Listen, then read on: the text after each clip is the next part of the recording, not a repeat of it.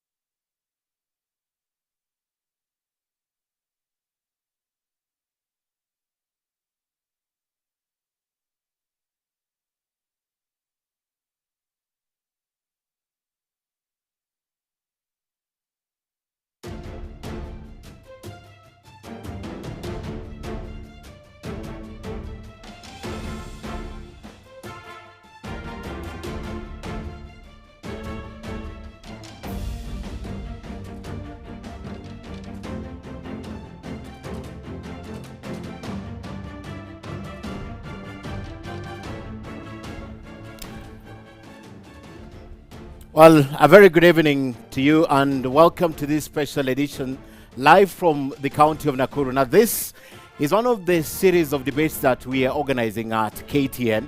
And my name is Ken Mijungo. I'll be moderating this debate, which will last approximately 3 hours tonight. We invite you at home to sit back, relax as we deliver and delve into the issues affecting this great county of Nakuru. In about 45 days, we head to the 2022 general election, where you will be required to elect leaders from president, governor, senator, women rep, member of parliament, and of course the members of the county assembly. Here in Nakuru, the county residents will also be going to the ballot to elect their preferred governor who will lead the county for the next 5 years. Now tonight we are live from the Midland Hotel right here in the city of Nakuru, city number 4. This conversation matters, and we'll be telling you why it matters to the residents of this county with unlimited opportunity, because the decision you make on the 9th of August on who your governor will be is very important in the service delivery. Now, to the members of the audience, live audience right here already seated tonight with us, we have been asked and we are asking you to remain silent throughout this debate. We ask you also, no cheers, no jeers, no applauding, except for the moment when we will welcome each of the 6 candidates to the stage right behind me. Now, we will be inviting them in according to the order of the ballot were just done a moment ago. So, ladies and gentlemen, let's begin the show tonight by helping me welcome the following. And in the order of the ballot, here you're allowed to clap for the candidates as they come in. We'd like to invite candidate Munywa Waiyaki. Please, as he walks in. Podium number 2, sir. Podium number 2. Yes, number 2. James Kiarie Mungai, also a candidate.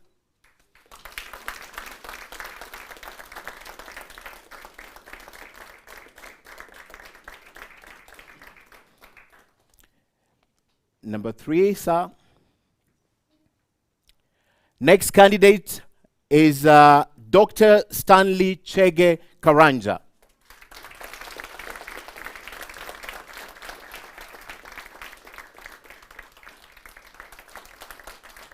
Number 6, thank you so much. No, Stanley, number 4 actually. Number 4, yes. Next. Yes, that is it.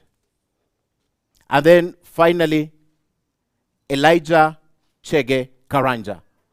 Let's clap for Elijah as he walks in. Podium number 6, sir. Number 6, yes, that is it. The fine. Thank you so much, gentlemen, for coming tonight. We still have 2 more candidates we are expecting. The incumbent governor, that is Lee, is on his way. So we are also is Susan Kihika. We are hopeful that she will be coming tonight. But gentlemen, you will be allowed to sit if you are standing too long as the debate progresses. You can also elect to stand the whole time during the debate. Now, before we begin the program tonight, we'd want to pass our special thanks to Midland Hotel for hosting us tonight, Amnesty International for sponsoring this debate, Midrift, Hennet, the Center for Democracy and Good Governance, Center for Transformational Leadership, Ashley's Event, Media Council of Kenya, Mercy Corp, and of course the Nakuru Business Association for partnering with us tonight and this far. All these companies, we appreciate you, our Standard Group, and of course as KTN News. Let's clap for the company sponsoring this tonight. So, ladies and gentlemen, we welcome you to this special edition right here in Nakuru. Now, this debate will be divided into 6 thematic areas. Now, these topics were shared with the candidates earlier on, but I have to mention that they don't know any of the questions that we are going to ask tonight, but they know all the 6 topics we are going to have tonight. And as we begin the show, every candidate will have about 90 seconds, that is 3 minutes, for the opening and closing remarks. You will have also 2 minutes to answer each question that is directed to you. There will be an allowance of 1 minute to each candidate for a rebuttal or a response in case any of the candidates on the podium tonight mentions them specifically. And of course, you'll be accorded 1 minute for a follow-up question, or in case anything is not clear, when your time is up, you will obviously hear this sound.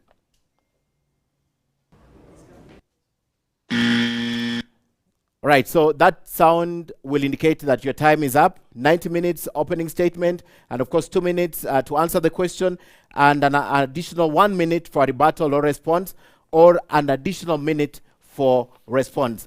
We'll also be taking questions from the members of the audience present. My colleague right here, Ibrahim Karanja, will be taking the questions from the members of the audience. Ibrahim? Yes, Ken, we shall be taking the questions from the members of the audience here. Any question that you have for all of the 6 candidates who will be on the podium will be taken. What we shall do is that we shall go by the ground rules set by Ken. Remember, no cheering, no jeering, only ask a question. That shall happen in order, in that by the time Ken comes to us, we shall only be raising our hand and the mic will come to you. Thank you, Ibrahim Karanja. And later on, my colleague also on the other side, Suleiman Yeri, will be taking questions from the social media. Is he here?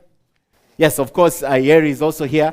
He'll be taking questions for the social media and, of course, from the floor from time to time. Thank you, Suleiman. And remember, this debate tonight is also being broadcasted live on KTN News, all the Nakuru County TV and radio stations, as well as being streamed in all our social media pages. That's on Twitter, on Facebook, and we are live on YouTube. And of course, you can also check our IG page. This will be live. So let's get straight now to the opening remarks for the candidates tonight who have arrived as we wait for the others. And I'll begin in the order of polling. Munywa Wayaki, your opening remarks, you have 3 minutes beginning now. Thank you. I thank KTN for hosting us today as the sponsors. I'm Munywa Nicholas Wayaki.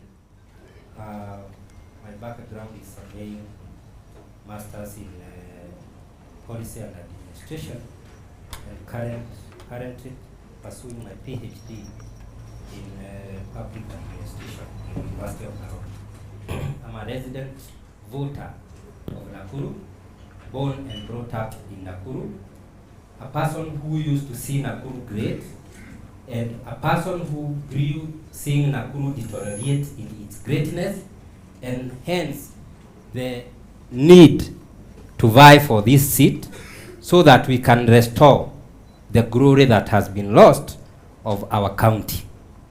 I hope I'm audible enough. Yes, you are. Yes, you are. Thank you.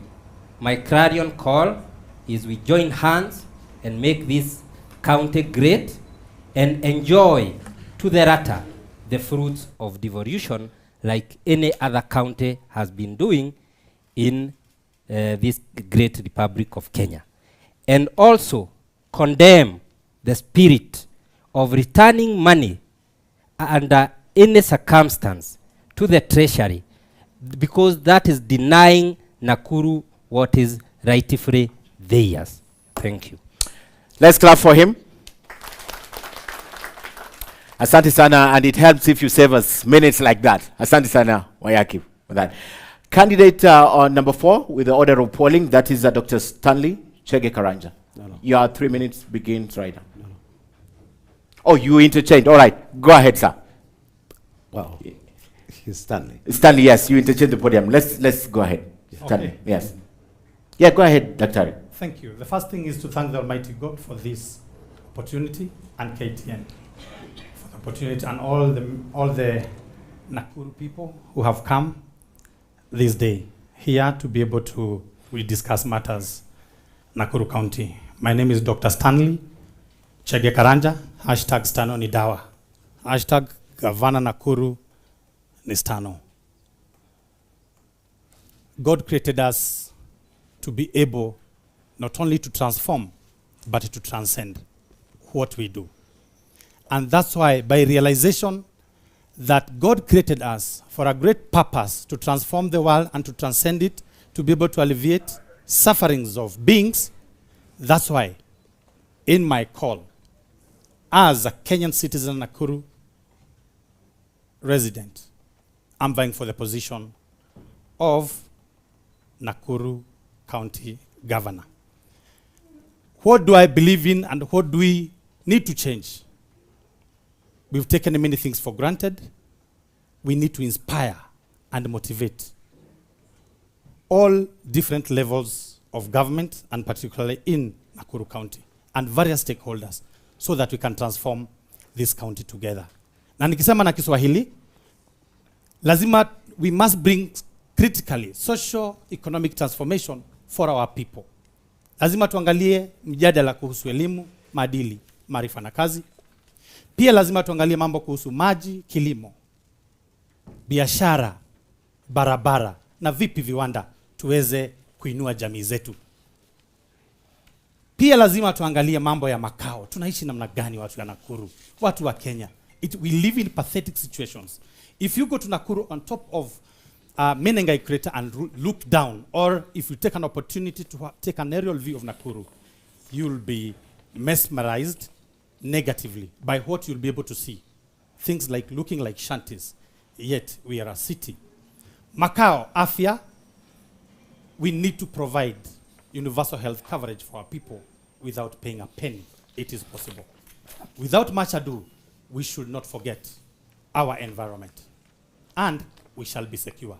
Without forgetting also all the sectors and age groups of our people. Kutoka wazee, lazima tutengeneze fund ya wazee katika hii county ambao wanaweza kuwa wakifaidika kutoka hapo na biashara zao katika kiwango hicho. Pia kwa wamama wako na women groups mingi wamejaribu sana. There's a lot of pain that we need to transform for our women in this county. The youth.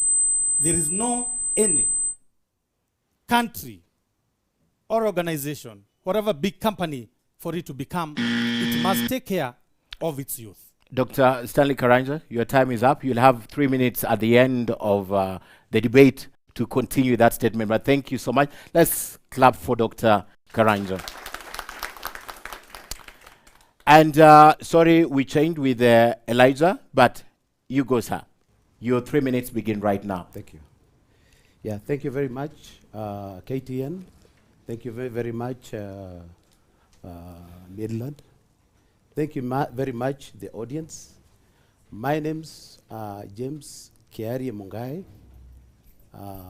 I am the first senator of this county. I'm delighted that I was involved in the foundation laying of this great county. I did my education from primary school in my locality, that is Dabibi, that is south of Lake Naivasha. I also did certificates in accounts, and I've also done sales and marketing. A diploma is in sales and marketing. I've also done a diploma in business management and a degree on the same from the Swedish Management Academy. I am delighted that I stand in front of Nakuru again. 2013 was the beginning of the devolved system of government. That is when I begged and really kneeled for votes from Nakuru residents, and they had my call and gave me the senatorial position. When I went to Nairobi, I worked hard to a point where the funds that I solicited for have been returned to Nairobi by the two governors that have been elected by Nakuru people. I feel that, well, time has now come for us to be able to make a decision. I would say when I was in Nairobi as a senator, I was really not able to interact so much by the common mwananchi. But from 2017 to date, I have been at the grassroots, ensuring that I understand the challenges that the common Mwananchi is going through. And through that, I would say this: I have seen roads that are done badly. I have seen children being chased away from school because of lack of fees and bursaries. I have seen ambulances doing work that they're not supposed to be doing. I have seen the challenges that were there in 2013 continue.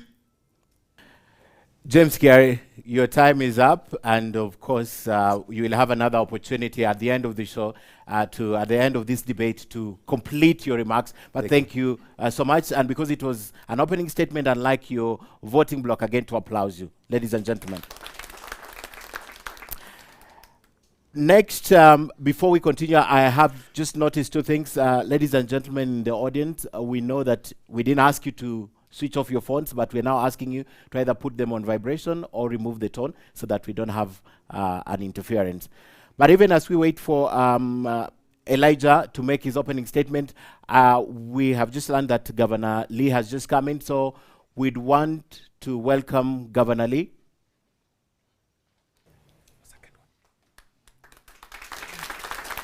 Podium number 5, sir. Thank you so much. We now are almost full house. Only Senator Susan Kihika is not here, and she'll be in podium number 1 if she makes it. Governor Lee, thank you so much for joining us tonight. We have begun with the opening statements, and the next statement will come from Elijah Chege Karanja before we give you an opportunity.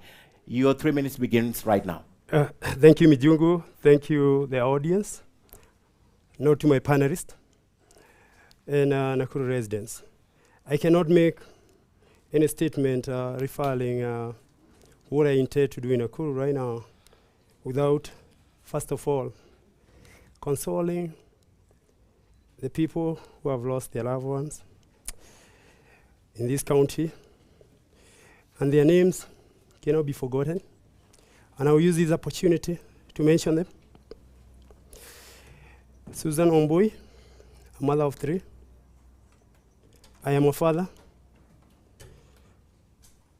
I can just imagine how she felt. And only God can console the family. There is Diana Opicho, 23-year-old young female. As a father of a daughter, I know the pain of the family and the father. As she called her last breath, she wanted her father to rescue her. With that, I can only tell that family, God be with you. Grace Waboy, a young female of 21 years, vibrant, just through college. Again, I can only say, God be with them. And I'll tell them, when I lost my father 6 years ago, he encouraged me, and I have a phrase of a Kikuyu song that really brings me, and I'll tell them to think about it and feel deep in their souls, because even when the men have disowned them, when the leadership was not there to rescue them, God was there for them. And I'll say in Kikuyu, but I'll translate later. Someone say, Tito hoita gotura du galai dagai Tito gotura du getana yuru. Only that can encourage them to continue. And I know it's an issue of security. I know those are not the people we have lost, but I feel deep. Ijungu, that will be my opening statement. I consult with those families. Thank you. Thank you, Elijah.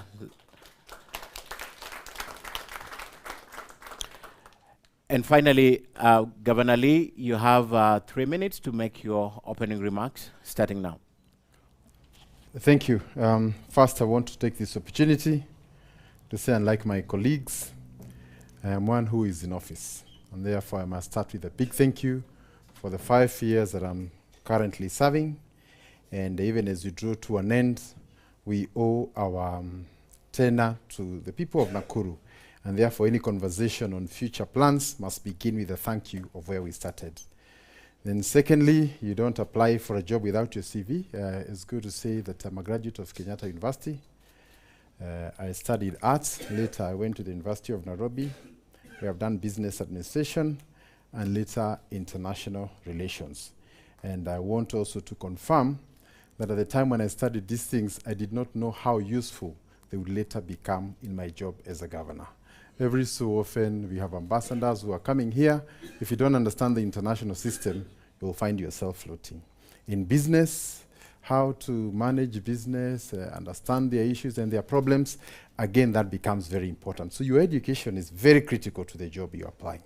Secondly, I've worked in NTSA. I was the chairman there, and we started a lot of reforms, especially around ICT. And many of those reforms continue to date, and I'm very proud of being the pioneer chair, and some of those reforms that also brought into effect a lot of online platforms and so many other things. We are part of that. Secondly, and I was a member of parliament here in Nakuru, and I've also been here in good times and bad times, and therefore I remain a very strong advocate of peaceful coexistence, noting that Nakuru is probably the only place in Kenya where you'll find everybody. And that remains our core agenda, especially noting that there can be no development without peaceful coexistence. Lastly, I have also been a strong advocate of devolution, noting that from 2010, the Constitution brought a new order, and the decisions are no longer made in Nairobi, in 10th floor of a building to the exclusion of the residents. Now we have brought it to a place where people can make decisions around what they have. And in Nakuru, for example, we have the ward fund where we have 30, 40 million going to every ward, and people can sit down and say, these are our 3 top priorities. Therefore, I want to say I celebrate devolution, and every day as a governor, I am a practitioner of that. Lastly is also to confirm that devolution also is meant to help change the lives of the people, be it from a health or agriculture perspective, and therefore it's not just work, it's about changing the lives of the people you serve. Thank you. Thank you so much. All right, gentlemen, we begin now the debate, and at this point, our audience will not want you to clap or even cheer your candidate or even jeer them. So we'll ask you now to bear with us as we begin our debate. And Governor Lee, fortunately or unfortunately, you are in office where when security matters are of big concern to people of the county of Nakuru. So to begin with, you have 2 minutes.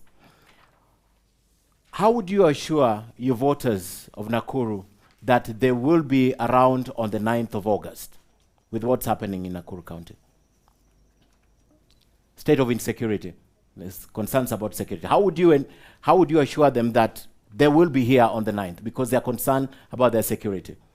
Okay, I think first matters to do with security require a lot of caution.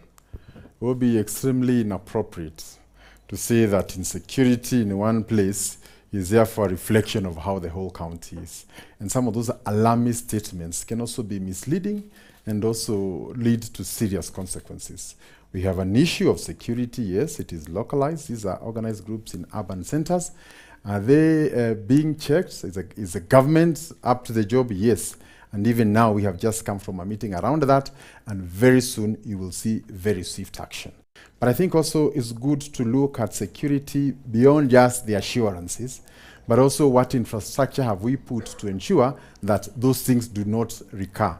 And I want to say from a county perspective, we're investing in streetlights and CCTV, and I think that's the conversation I was having with our people, and also coming up with a platform where people can be able to report people they suspect, whether they are gangs or whatever they are, and more importantly also to urge our politicians, those who have been sponsoring some of these criminal activities and criminal groups, to also desist from doing that. And also members of the public, you cannot say you have information, you don't give the information, and also you keep electing leaders who also are supporting criminal enterprises. So I think we have to make that tough choice of where we want to be. But I think from an administrative position, I want to assure the people of Nakuru that we will do everything possible to ensure that not just the elections, during the campaign, and even after, nobody will be touched by anyone. Governor, follow up. You say that you ensure the people of Nakuru are secure. What would you tell them for the last 5 years you have done for them in terms of security? It will be important first to appreciate that security is not a devolved function. Yes.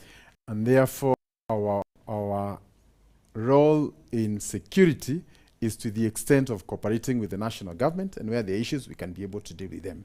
And just for your information, areas that have been hotspots in the past, including areas that border between Ase and Narok, the county government of Nakuru has been in the forefront. We have even sponsored meetings in Naivasha, brought communities together, and we've been able to resolve most of those issues. Whether it is humanitarian support when crises have hit a particular community, we've always been there. But more importantly, is investing in conflict resolution. How can we ensure that these conflicts do not get to that stage where now they erupt and become security issues? Okay. And we have also trained people to ensure that we have what you call ADR, alternative dispute resolutions, because a lot of these conflicts begin as small conflicts, they are not resolved, they become big, and now they explode. So I think the bigger issue is the prevention part of the game. The prevention that you're doing.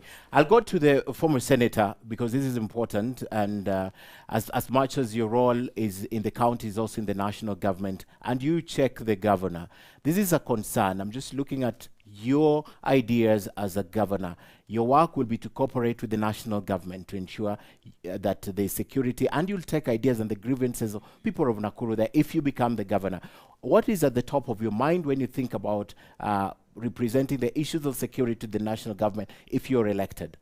Thank you so much for that question. First and foremost, let me say this. Nakuru is known for what we are discussing here. And one of the major priority items that are supposed to be tackled by the Office of the Governor in conjunction with the national government is issues that erupt and what makes them erupt. I would say this, that from the time that there were issues touching on tribal challenges, the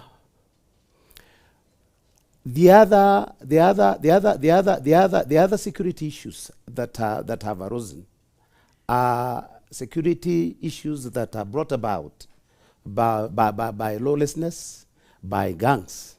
And I'll say this, that it is unfortunate, like what our beloved governor has said.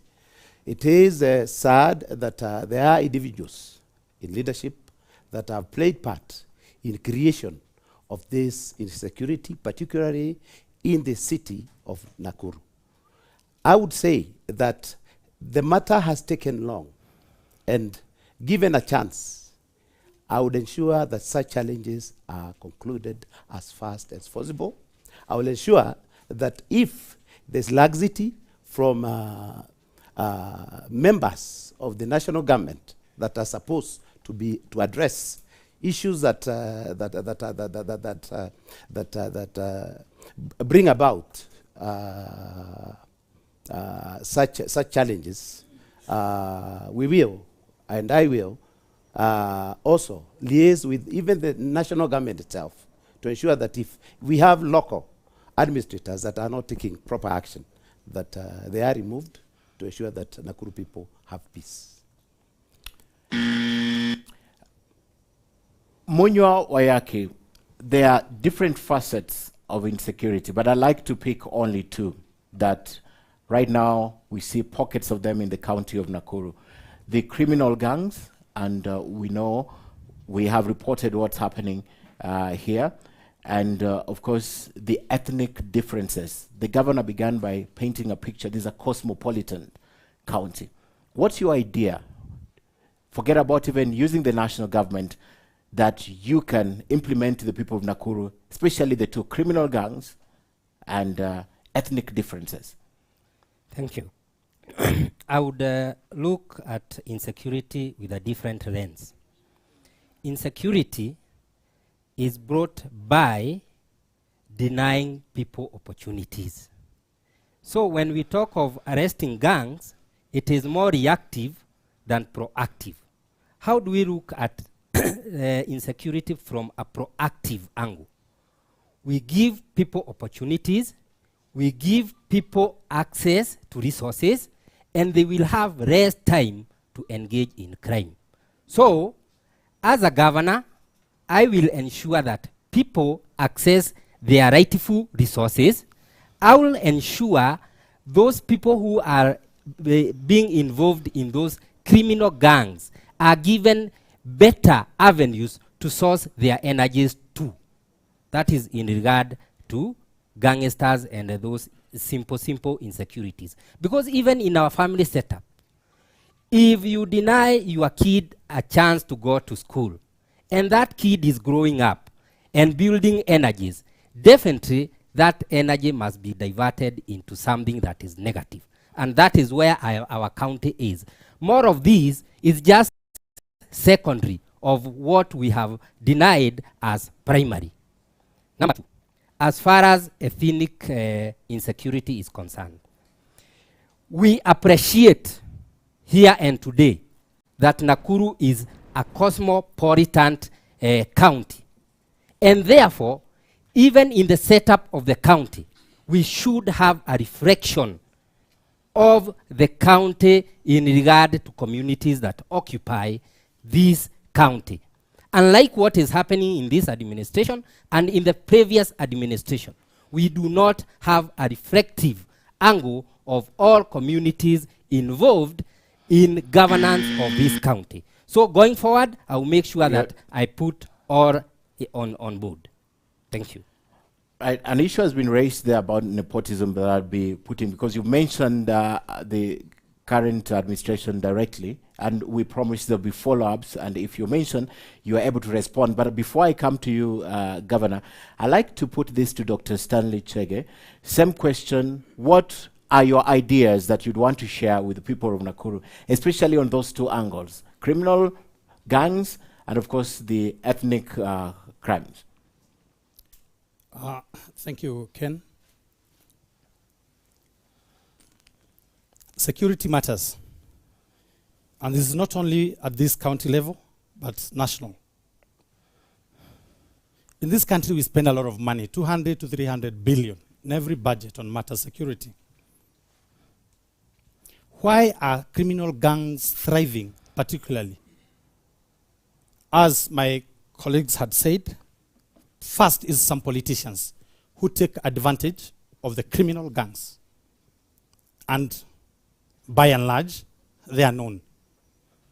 And it's unfortunate that the voters come 9th, shy, and you have an opportunity not to give such people to be your leaders, because they are the ones that bring these issues of criminal gangs and to be able to have a support base. But also, when you're looking at criminal gangs, they also appear to be like an investment group, whereby they threaten the community and they go further if not checked, where they'll come to your household and they will tell you, for you to get security, you need to be paying us something.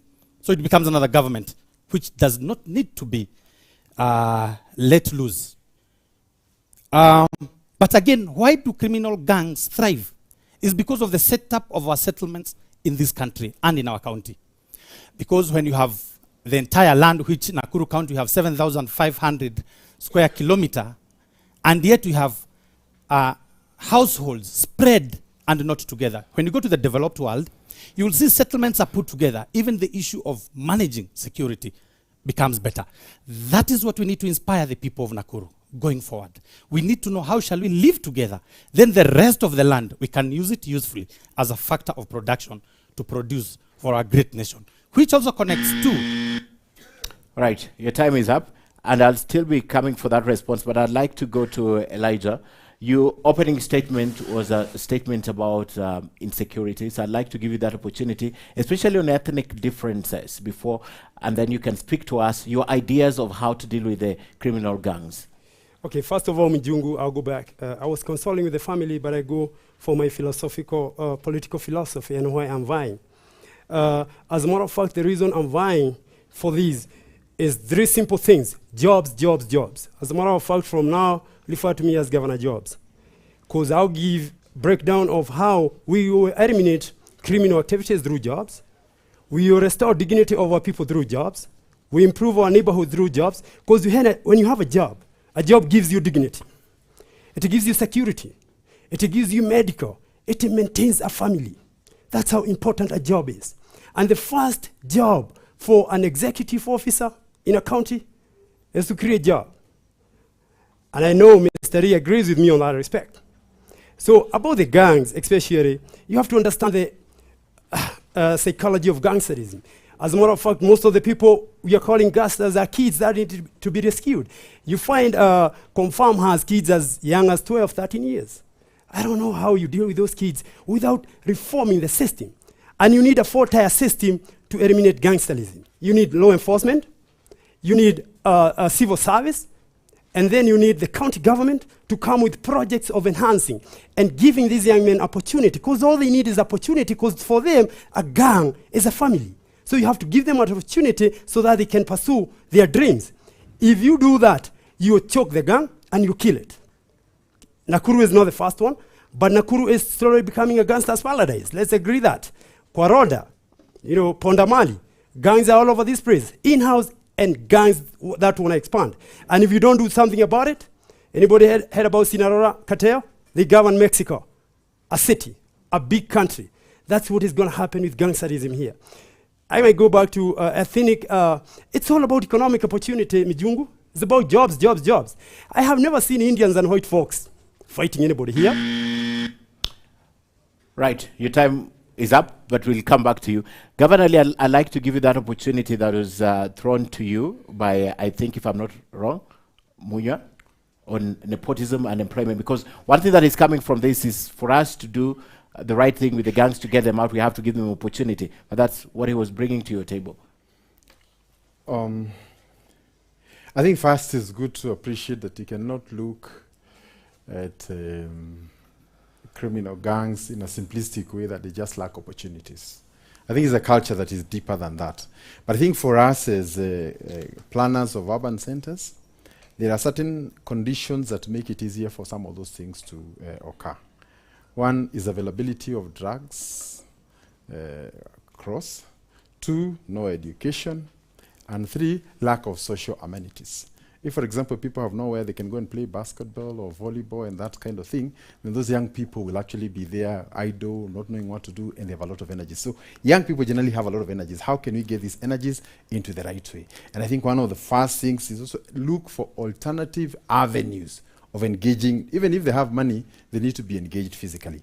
But with respect to nepotism, I think it's good to inform my colleague that for employment purposes in Nakuru, we strictly follow the population quota.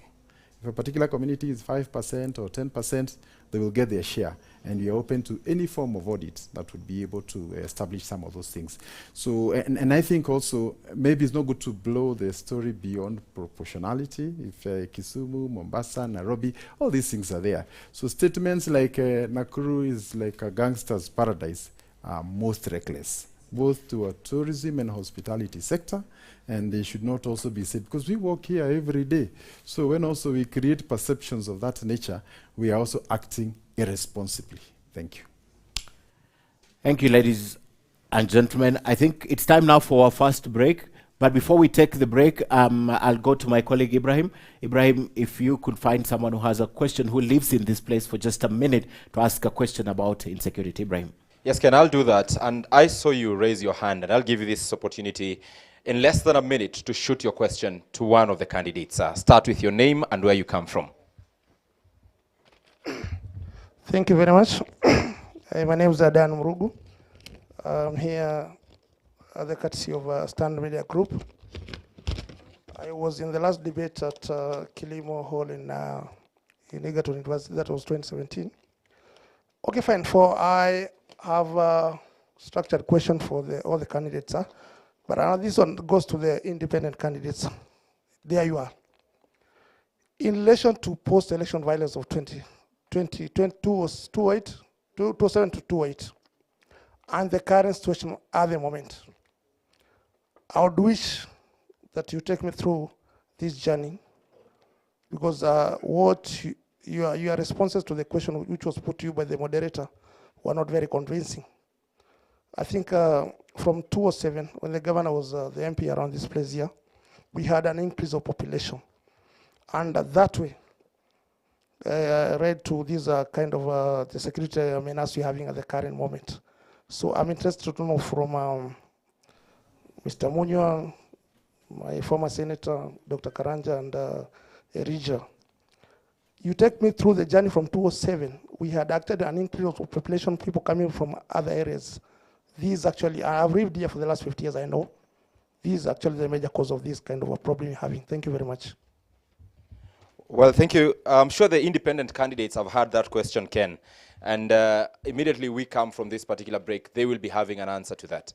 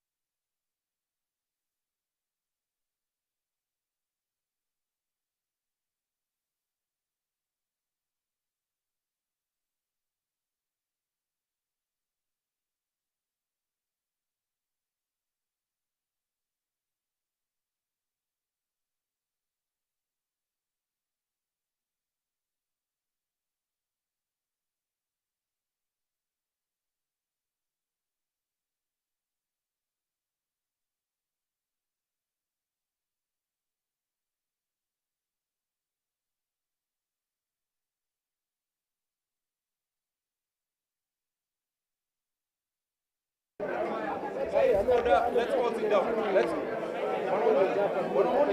Let's all sit.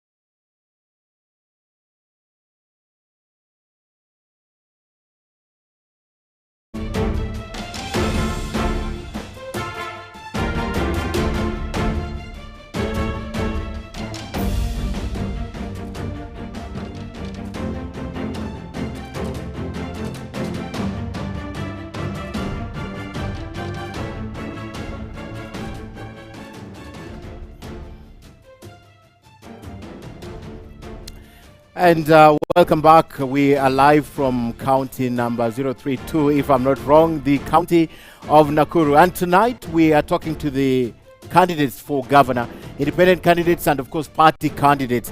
Talking about party candidates, we invited Senator Susan Kihika, who's running for governor on a UDA ticket, to this debate. And as late as this morning, she confirmed attendance. We have been speaking to her. Unfortunately, podium number 1 is empty. Senator Susan Kihika is a no-show, but we'll keep the podium just in case she shows up, because she deserves a chance to talk to the people of Nakuru. So tonight, apart from Senator Susan Kihika, we have Elijah Chege Karanja, who's sitting podium number 6. We have Lee Kinyanjui, who's the incumbent governor. We also have Dr. Stanley Chege Karanja, and we have James Kiare Mungai, and of course Munywa Wayaki joining us tonight to talk to the people of Nakuru. Right, we still proceed on the issue of insecurity, and I'd like to hand over to my colleague Ibrahim Karanja. Ibrahim.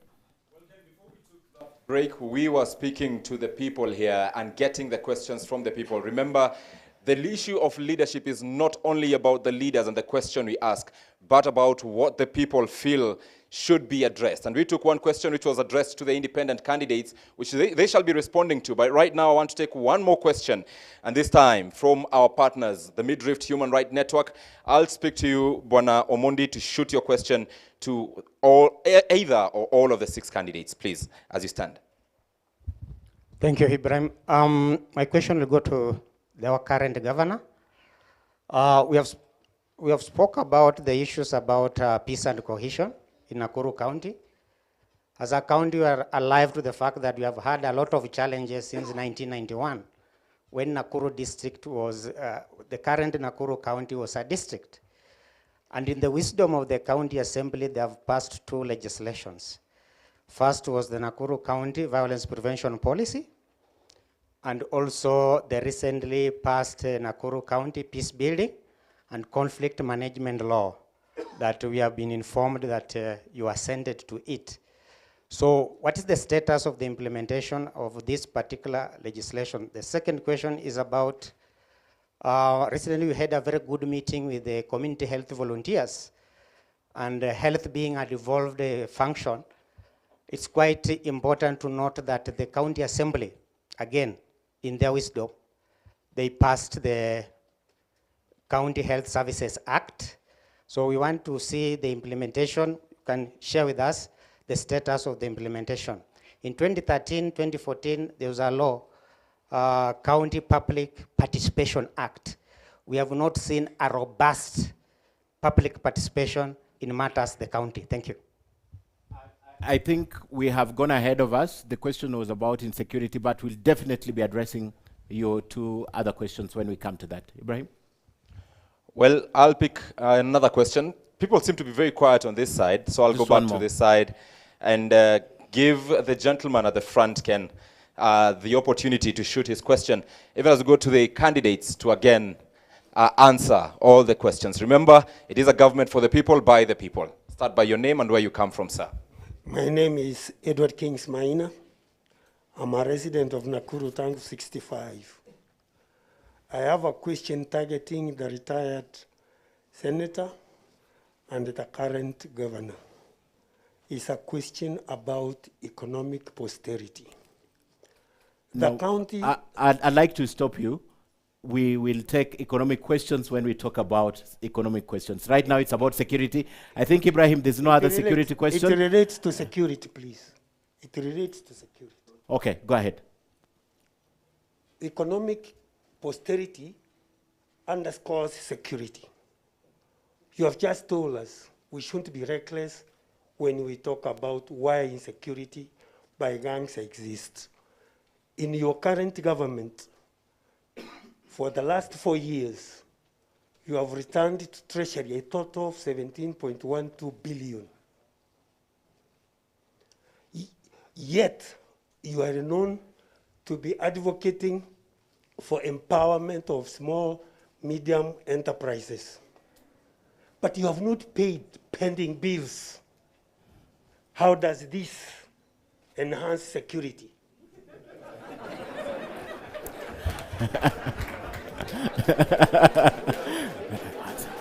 Well, we now take the questions to the candidates, and the candidates will start with the very first question, which was asked by the gentleman before we went on a break, which was directed to the independent candidates. I'll start with you, Munywa Waiyaki, on podium number 2. Thank you. I still insist. Insecurity is not primary. Insecurity, to be scholarly, is not an independent variable.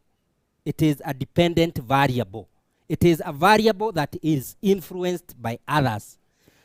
As King says, if you do not empower people economically, definitely they will channel their energies into other things. If you deny people the equitable opportunities that have been devolved, definitely the reaction will be that insecurity. So insecurity is secondary. To answer to what he has said, one of our listeners said, or our viewers, what is our journey through post-election since 2007? I would wish to make this one clear. 2007 in Nakuru was just a culmination of post-election violence. Otherwise, the first post-election violence was experienced in 1992. After which, we had another one in 98, after which it culminated to what was so simultaneous in 2007. So, what is our journey? Our journey is that we have been having communities that fight over resources that have never sat down to be settled and see what is this that they fight for. And the current and the previous administration has not given any chance to that.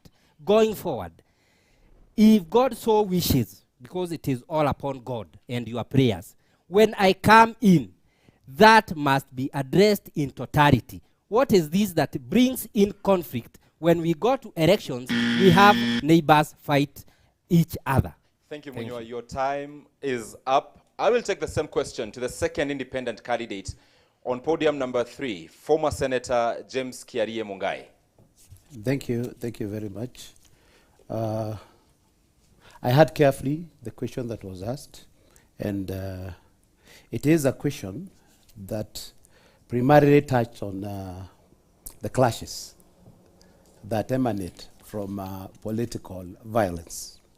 Because when you talk about violence, in Nakuru, we categorize it 3 times. There is political violence, there is pastoral violence, and also there is land clashes. In as far as I'm concerned, the issue about politics, because this is a very, very important question. Because, yes, political violence is normally brought by political competition. And in our case, it depends on whether the common mwananchi understands what is politics. Many of our people do not understand that politics is just competition that is supposed to be friendly. And because of that, I have seen that mainly, especially the political parties, the main political parties, are supposed to really ensure that they preach that to their supporters. Because this is a friendly competition. It should not lead to violence at all. Therefore, I would say this. Because we cannot be able to change the mindset of our people at this particular moment. When I become the governor, I'll try as much as I can to ensure that I change that mindset. However, at this particular moment, we have, like Nakuru now, we have 2 major parties. 2 major political parties. Sorry. Thank you, Senator James Mungai, Nakuru's pioneer senator. Dr. Stanley Karanja, I believe you had the question that was asked by the very first gentleman before we went on a break, and it all had everything to do with insecurity, even as we move away from this topic. What are your 2 cents? Thank you. And thank you, Mr. Dan Morogo, for that question. 2007/2008 post-election violence, that was your question, running all the way to where we are today as Nakuru County. Also sometimes a blessing in disguise. Before it becomes a city, a certain number of people or population must be able to be in a place. So negatively, people were removed from places. They all came to Nakuru, the heaven of peace. Nakuru is where everybody in this country, if you are serious with your life, you need to own something in this town. 2005, there was Chungwa Ndizi competition, political competition, which divided this country. Now, and we know where it started, from which side it started, it's pushed itself again. And it was both land and tribal, which again in this country till we resolve the land and the question of land and people living together cohesively. But also, people must go back to then what happened and be able to forgive each other. And forgiveness is not a matter of saying, I've forgiven you. Land does not move. It is static. So people who lost land in 2007, 2008, from wherever those title deed, they should be given back their land. Because that shall, in this country, it shall always remain. How did I lose my land? Come again to, there's what's called political opiumnism. Utaji wa bangi kwa sababu ni kama uko katika siasa. Not thinking straight. That's what led to post-election violence. How did you live with somebody for 20, 40 years and then you kill the other person? So again, the issue of heavy political parties and competition. And this again in this country, we need to we need to pray God to be able to give us right mindset to be able to handle these issues. Come again, those people, when they came to Nakuru, after that, and becoming a city. All right, Dr. Stanley, save those points for the next session for you. And I'll take it to the last independent candidate before going back to Governor Lee, because there was a question also directed to you. Elijah Karanja, the issue of insecurity which was raised to all the independent candidates, who luckily we are fortunate to have all in this under this roof. What is your 2 cents, Elijah?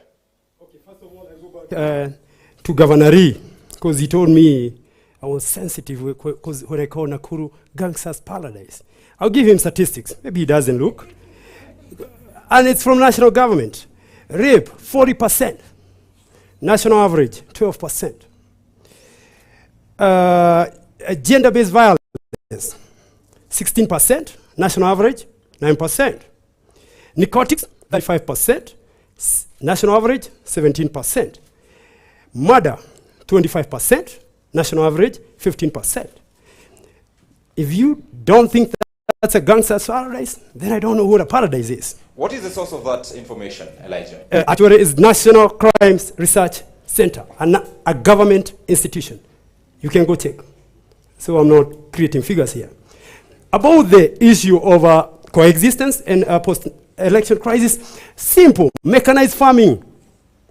Build research centers in those areas. We have what we call agricultural areas. That's where people fight mostly. Moro, Joro, Sumbukia. Mechanized farming. The biggest thing for now is urbanization. In the next 10 years, 15 years, 80% of most of these people living in number centers, they need jobs. They're not going to fight over land. The land, right now, average, Nakuru County, 2 acres. We cannot farm in 2 acres, so we need to consolidate ideas, move mechanization there, start manufacturing or companies over there, food processing. And we're going to pull there. If it's Naivasha, where also we find there's a post-election violence, it comes from the top. It's politicians trying to have, is what we call unholy trinity between politics and money and ethnicity. That is what is happening. But you can do it, and that's why we choose people to be chief executive, so that they can see those and combine and create a fabric of a society where you come from doesn't matter, but the job you have, and what you have, what you own, and how your children live going forward. Thank you. Asante sana Elijah Karanja on responding. And that concludes the list of independent candidates who what that question was directed to. But there was a question, Ken, on insecurity that was directed to Governor Lee that actually came from this particular side. That question, Governor, I saw you taking it down, or noting it down. It also spoke about you returning funds to the national government, you not paying pending bills, all these allegations, perhaps you have an opportunity to respond to. First, I think that question just speaks to how much we have failed in our role in civic education. You know, that statement presupposes that the national government gives, if you're supposed to get 10 billion, that it is given to you, is put in a lorry, is brought to Nakuru. Then at the end of the year, that money is put back in that lorry, is taken back to Nairobi. That is very wrong. The position is this: you write a budget saying we want to build a hospital for maybe 30 million, then we are going to employ people, this number for this amount of money. That is what constitutes the total amount. So if a hospital is being built over a 2-year period, you cannot go and pay everything in year 1 so that it appears you gave out all the money. You have to pay as they do the job and it's certified, you pay the amount that is due. If you are supposed to employ teachers and they were not employed at the right time, and that money does not return anywhere, that money belongs to the county. So the issue of returning is an acclamation of just how behind we are in terms of how things should be done. Then the worst part is to attempt to connect that to crime.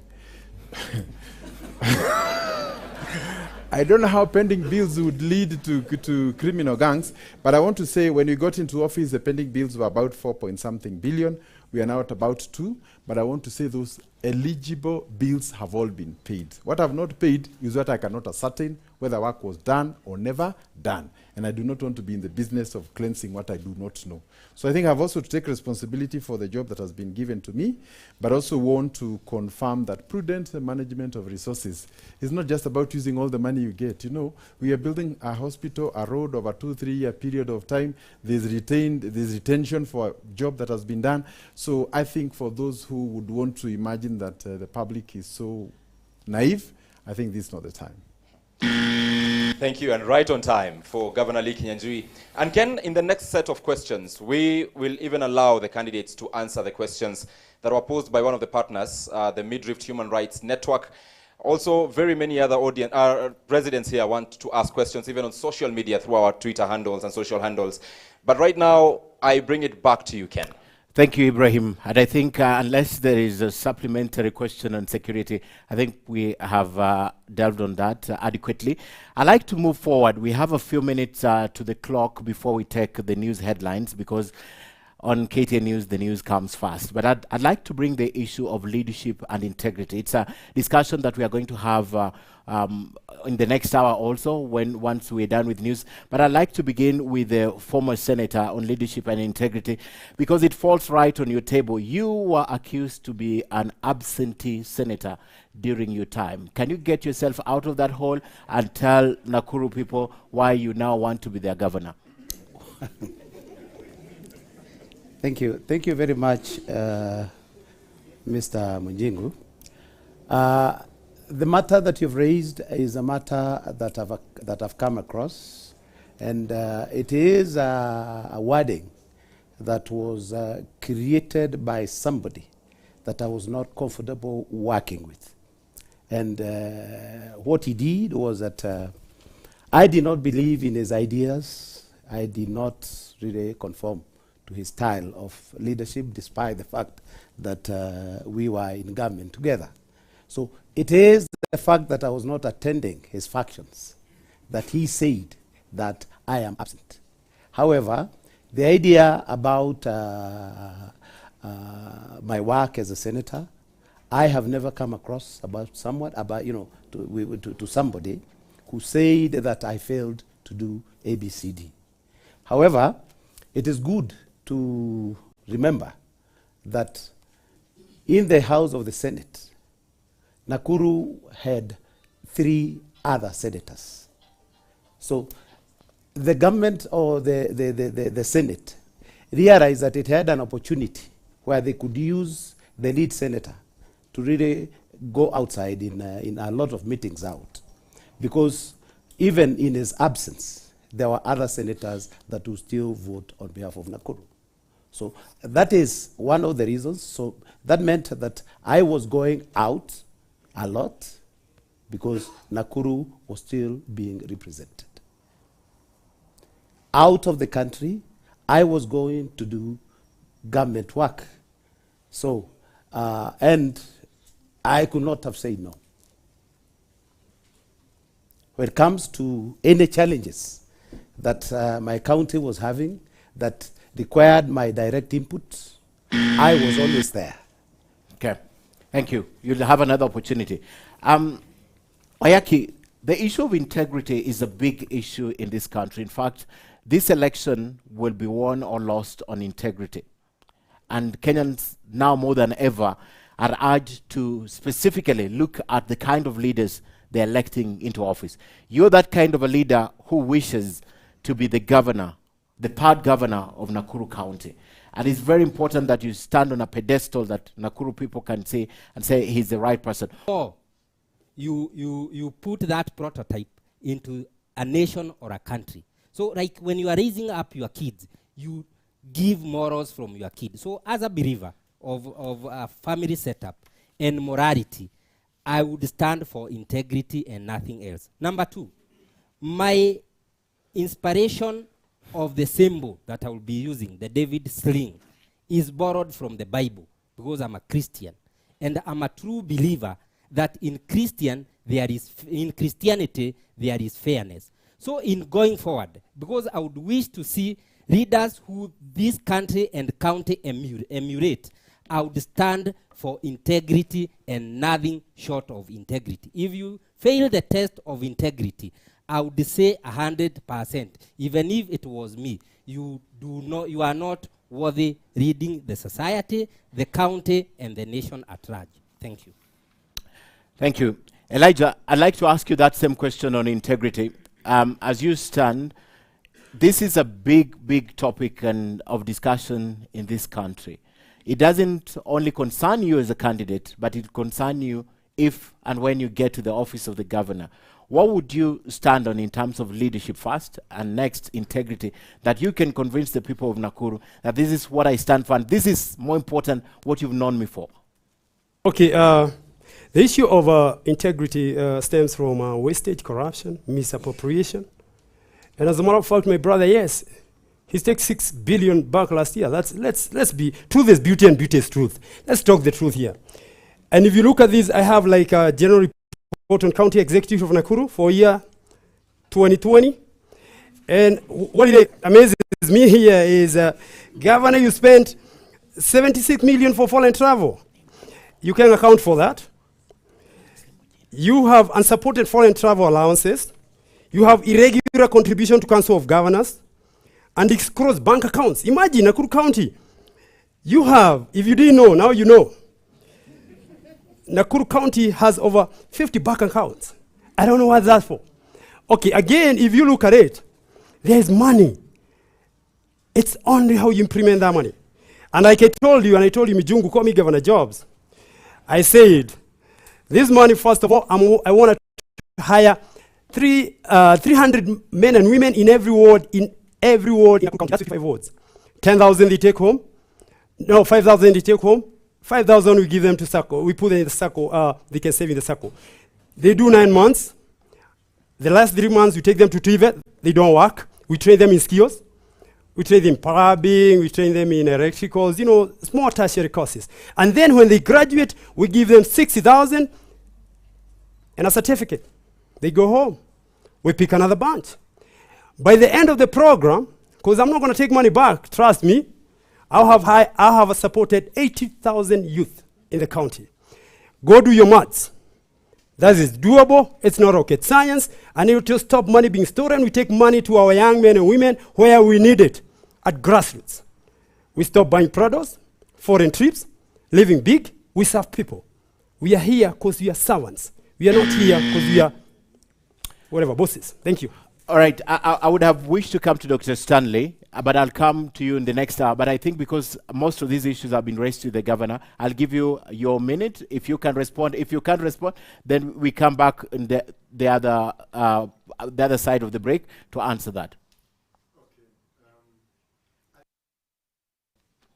There was a question of peace and cohesion and whether we are funding those projects and where they are.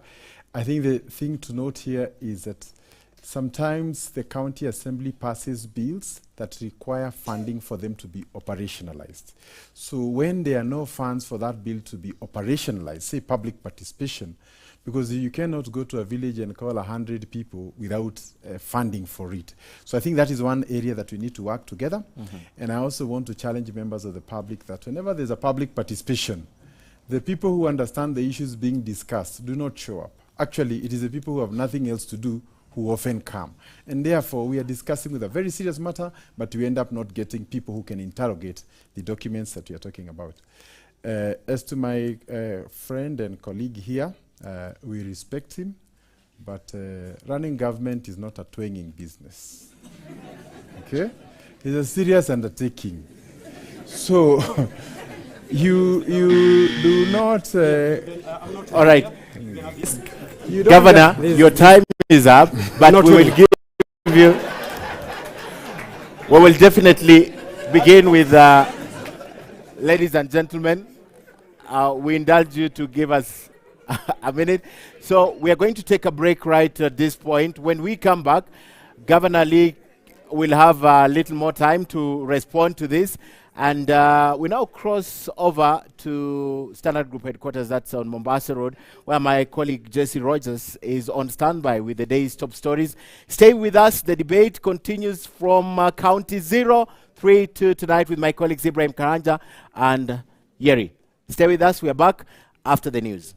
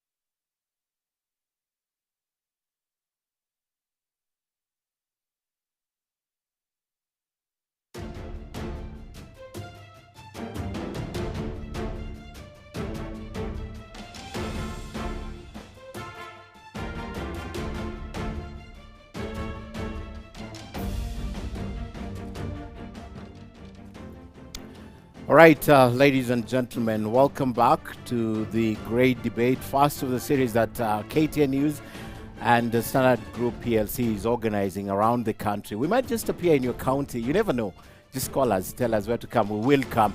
And of course, tonight we are in County 032. This is Nakuru County. Several issues in this county. We are done with 2. We are yet to deal with 4. We still have about 1 hour, 30 minutes on the clock for us tonight. And all the candidates are here except one. From the outset, Standard Group PLC and KTN News want to state, because there's so many questions online, why the only female candidate running for governor in this great county is missing from podium 1. That is Senator Susan Kihika. We'd like to confirm that indeed we invited every candidate running for governor here in Nakuru County. 5 chose to appear. Susan Kihika chose not to appear. We invited everyone to answer your question on social media why she is not on the podium tonight. Away from that, we have members of a live audience tonight in this studio at Midland Hotel right here in the 4th city. That's Nakuru City. Once again, I'd like to repeat the ground rules. We urge you during the debate, no cheers, no jeers, and applauding. I also ask that we put our phones on vibration or we switch them off if we can. And just to repeat to the candidates, once again, you had your opening statement. Now, in this session, you'll have 2 minutes each to answer the questions directed to you. There will be an allowance of 1 minute for a rebuttal. It's an open debate if you wish to, or even response in case any other candidate mentions you specifically during their response. And of course, you'll be accorded 1 minute for follow-up question, or in case anything is not clear. And when your time is up, candidates, you will hear this sound. Right, so we begin tonight with this second session with allowing Governor Lee to respond, because we stopped you, but we'll allow you to respond. Okay, thank you. I think I was just trying to say that the way government is run and systems in government, they are not probably what everybody would imagine, and they are very strict. We have hospitals, for example, they have a system. Each hospital has its own financial system. And therefore, it is not to mean that everything is directed at the governor. If a particular health center has an issue, if it's an audit issue, it's directed to that person. And also to say that if anybody has a document, they first share so that we know the authenticity. You don't just come with documents and you run away with it. But away from that, I also want to say with respect to integrity, when we got into office, we just automated a few sections, not even all of them. And our revenue went up by 60%. Currently in our hospitals, if you go and you want to pay, you can only pay by M-Pesa. And that has really changed. In fact, I must confess that much of the development we've seen in our health sector is just because of automation, where you remove the public, the human interface, and you move with that. Lastly, is that sometimes when you want a system to run, there will be a lot of conflict, because when there's a messy system, there are beneficiaries in that system. And I want to say that the first 2 years were very difficult for us because we had to break some of those cartels and ensure that the system is running. But with that, I want to assure you we can be able to employ teachers and nurses and everybody arising from the efficiencies both in revenue collection and also in the utilization. Thank you. Governor, there's something that has come out of the audience that I'd want to ask, although we'll have a session to talk about improving the collection and the economy of this place. But the question is, and you try to explain what returning funds to the exchequer means, but the question is it an issue of ability to absorb these monies, or it's you running away from instances that will paint you as corrupt? Because there are counties that you'll never see money returned to the exchequer. What is the real reason? They want to know why you would allow funds to go back, regardless of the explanation, instead of probably finding a way with the national government of putting it to some other good use. I think I have tried to explain that, say, for example, you have set aside funds to build a hospital in a particular community, but you need to buy land. So you have to advertise for that land. The people have to respond to it. you may not get that land for one reason or the other. You may not get it where you want it. So you had set 30 million to build that particular hospital. So you cannot build it. I have an example in a place like Kihingo. In 2017, I set about 20 million to put a market. But when we went to put, there was a dispute on that land. So that money remained there. It does not mean that, therefore, we don't want to use it. Sometimes even people go to court on matters that are beyond you. But I want to say, we should not, first, the issue of return is purely a very pedestrian way of looking at things. Absorption of funds should be in a percentage. In other words, it's 5%, it's 10%, it's 3%. And I want to assure you, Nakuru is one of the top counties in absorption of funds for development. And I want to insist, funds for development. If you walk across all the projects you're doing, including as you got here, the pedestrian sort of walkways we are doing, all that is part of the absorption. But you cannot do things when certain things are on your way. For example, if you're doing a road and you discover there are pipes, this Kenya Power has to remove the line from here to the other place. Therefore, you cannot come until that has been done. So there are certain situations. So you can't just get all the money and just come and start doing roads. No, there's a system. And this is a matter that also affects national government, Ministry of Water, Ministry of Roads. So it's not something that is specific to Nakuru. Okay. If any of the panelists wish to talk about that, but I'll go to you, Daktari, because we took your time on leadership and integrity still. It's a big, big issue. You're a doctor. We have seen a number of aspirants being turned away on the issue of leadership and integrity, Chapter 6, compliance with the laws. Court issues, that was not yours. I think someone has a heavy finger on the other side. But on leadership and integrity, your take, and what pedestal will you stand on tonight and convince the Nakuru voters that indeed you stand for something and they need to vote you? Thank you. Thank you, Ken. Good to be called Dr. Stanley Chege Karanja. I have a PhD in business, specialized in strategy planning, people and leadership. So when we are talking about leadership, first of all, it's good to appreciate leadership is a science. The many leaders you see around is distant thinking, but leadership is a science, which starts from the Greek mythology, that you need to know yourself. You need to know your people. And that's why it's enshrined in Article 10, public participation and empowerment. Then every leader must be able to learn the skills set to control themselves. And without that, every leader must sacrifice. They must give themselves for the opportunity. Come to the Nakuru County. It is unfortunate to see in the last 2017, 2022, that between the county government, the members of National Assembly, the senator, they are not in talks. You don't understand the people that we shall be elected. They shall elect us on 9th. Then on 10th, from whatever party or as independent candidate, we have one customer to serve, the people of Nakuru. So there's a big problem in leadership, and it's opportunity not only on the morals, but people needs now to be sensitized, civic education, so that we can be able to transform this great county. So when we look about wastage and plunder that's happening, when you have county government has done something, national government is in papers, and member of National Assembly saying the same road they have done, and yet roads are well classified. It is very unfortunate. Wastage and plunder, corruption, ineptitude in our county. Those things must stop. I will discuss with each and every leader and explain to them the reason why God created them. That they need wajijue, wajipende, na watumikie watu. Those are the things, and this is the discussion that we need to. I thought mine was 2 minutes, huh? Yeah, your 2 minutes is up. No, that's 1 minute. Huh? No. Our time is accurate.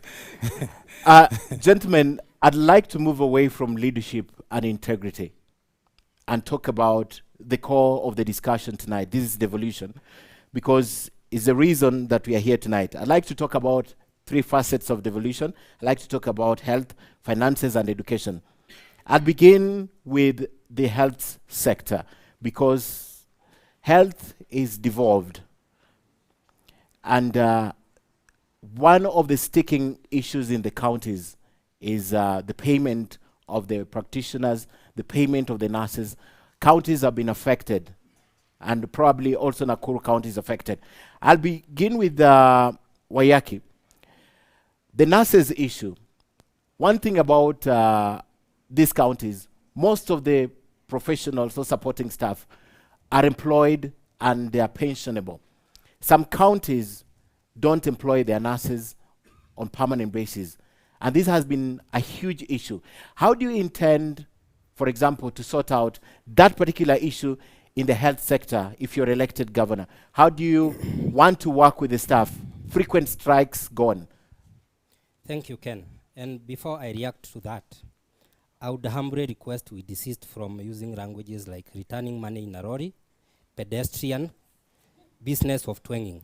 Let us not chest thump. We are in the business of asking electorates to give us jobs. And we are not here in the, to teach people how governments are run. I'm asking for a job because I know how the government is run. I do not need to explain the process. I need to give the results. Thank you. Going forward, as far as nurses are concerned, we'll have first, in the county, we established the role of all professionals who are in the county, among them the nurses. How many of our population are trained in nursing? How many of them are jobless in Nakuru County? And how many facilities do we have within the county that can absorb them? So that we'll allocate and say, do we go the permanent and pensionable way, or do we allocate these jobs in, say, temporary and time-based period? Because everybody is entitled to devolution. So we can say every other qualified nurse probably will be working for a renewable contract of 5 years, depending on their numbers. And if they are not many, instead of getting from other counties, we employ them in permanent and pensionable way. So this one will be justified by the number that is within our county and is unemployed. Thank you. Same question goes to you,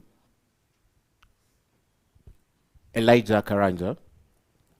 In terms of your ideas for improving the health sector of Nakuru County. First, I'd like your analogy of what's happening in the county of Nakuru in terms of, we have reported time and again, nurses strike due to promotions and fulfill promises. What is your idea, Elijah?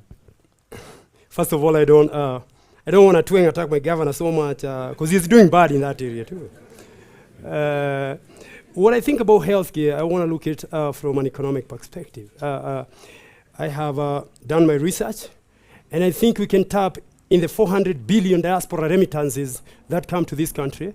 Nakuru has almost 40% of them. I have been talking to them, and we have seen we can make Nakuru what we call a medical tourism destination, whereby we tap all the Central and East Africa money that is going to India. India is taking 10 billion every year from Kenya. It's taking almost 40, 50 billion from Africa. That is money that can come here. And we have, if we can build state-of-the-art hospitals, cancer centers, we can absorb our personnel. As a matter of fact, we can also use exchange program. So if we have excess, we can send them abroad. Every country out there, Canada, America, Europe, they are short of nurses. But if you build a state-of-the-art, recognizable global hospital center, then we're going to attract those people. Because Kenya, if you look all the statistics, we are doing good. The only area we are doing real bad is leadership. And as a matter of fact, if we have the right leadership, that is possible. So we don't have to remove our nurses from pension, because a job must have pension, because you need a job that you feel is taking care of yourself. And when I talk about a job, I won't make you permanent. I don't want you to be a temporary. So in healthcare, I think Mijungu, my policy is to look at investments, whereby we can make Nakuru a medical center sanctuary, and that will be funded by a diaspora. And I think that's possible, and that's what my team is doing on the ground abroad. Thank you. What's stopping you already, or what have you done as a candidate? Because you have been planning, I assume you've been planning to be governor of Nakuru for a while. Yeah. If you are able to fundraise, what has stopped you from doing them currently in Nakuru? What you're talking is the bottlenecks of government bureaucracy. There's no doubt about it. But what I plan is to incentivize them. You know, if you want somebody to invest, you have to incentivize them. If I come, maybe tell my governor to look for 100 acres so that they can bring their capital and invest in that, it's a little bit difficult. I don't understand how he finds it so difficult to find land in a 7,500 square feet county.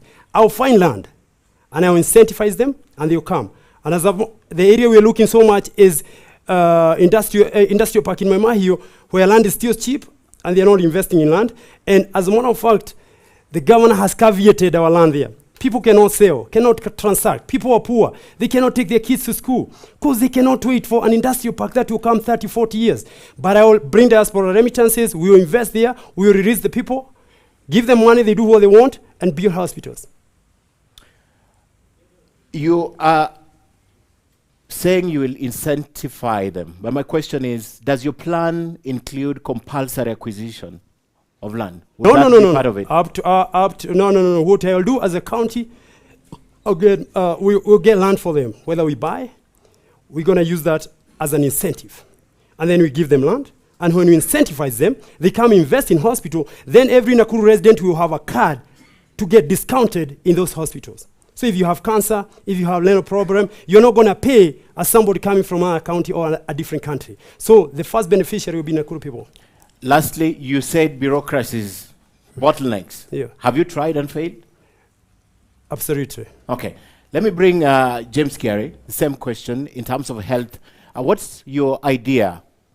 You, having been a senator, you understand this better than most of us here. What is your idea of what you want to do with health in Nakuru County? Okay. Even in terms of human resource, forget about infrastructure and medicine.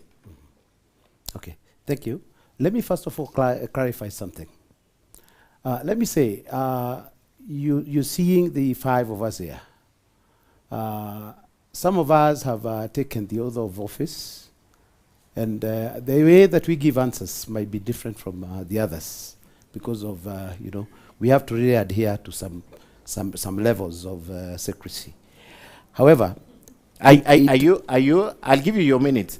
You're accusing someone of being cagey in the debate, not giving enough information to the electorate? Of course, I mean, no, you did not get me. I have said that, you see, the way that somebody that has taken an oath to serve in a particular office, the answers are normally guided because this is somebody that knows certain parameters that if you go beyond this level, you might be creating a problem. Okay. A situation like this, where almost the entire nation is looking at us. Yeah. Go ahead. So in my case on the hospitals, the hospital staff and their renominations, and the fact that, you see, we would want to have continuity. We don't want to have patients that are being served by workers that are not comfortable.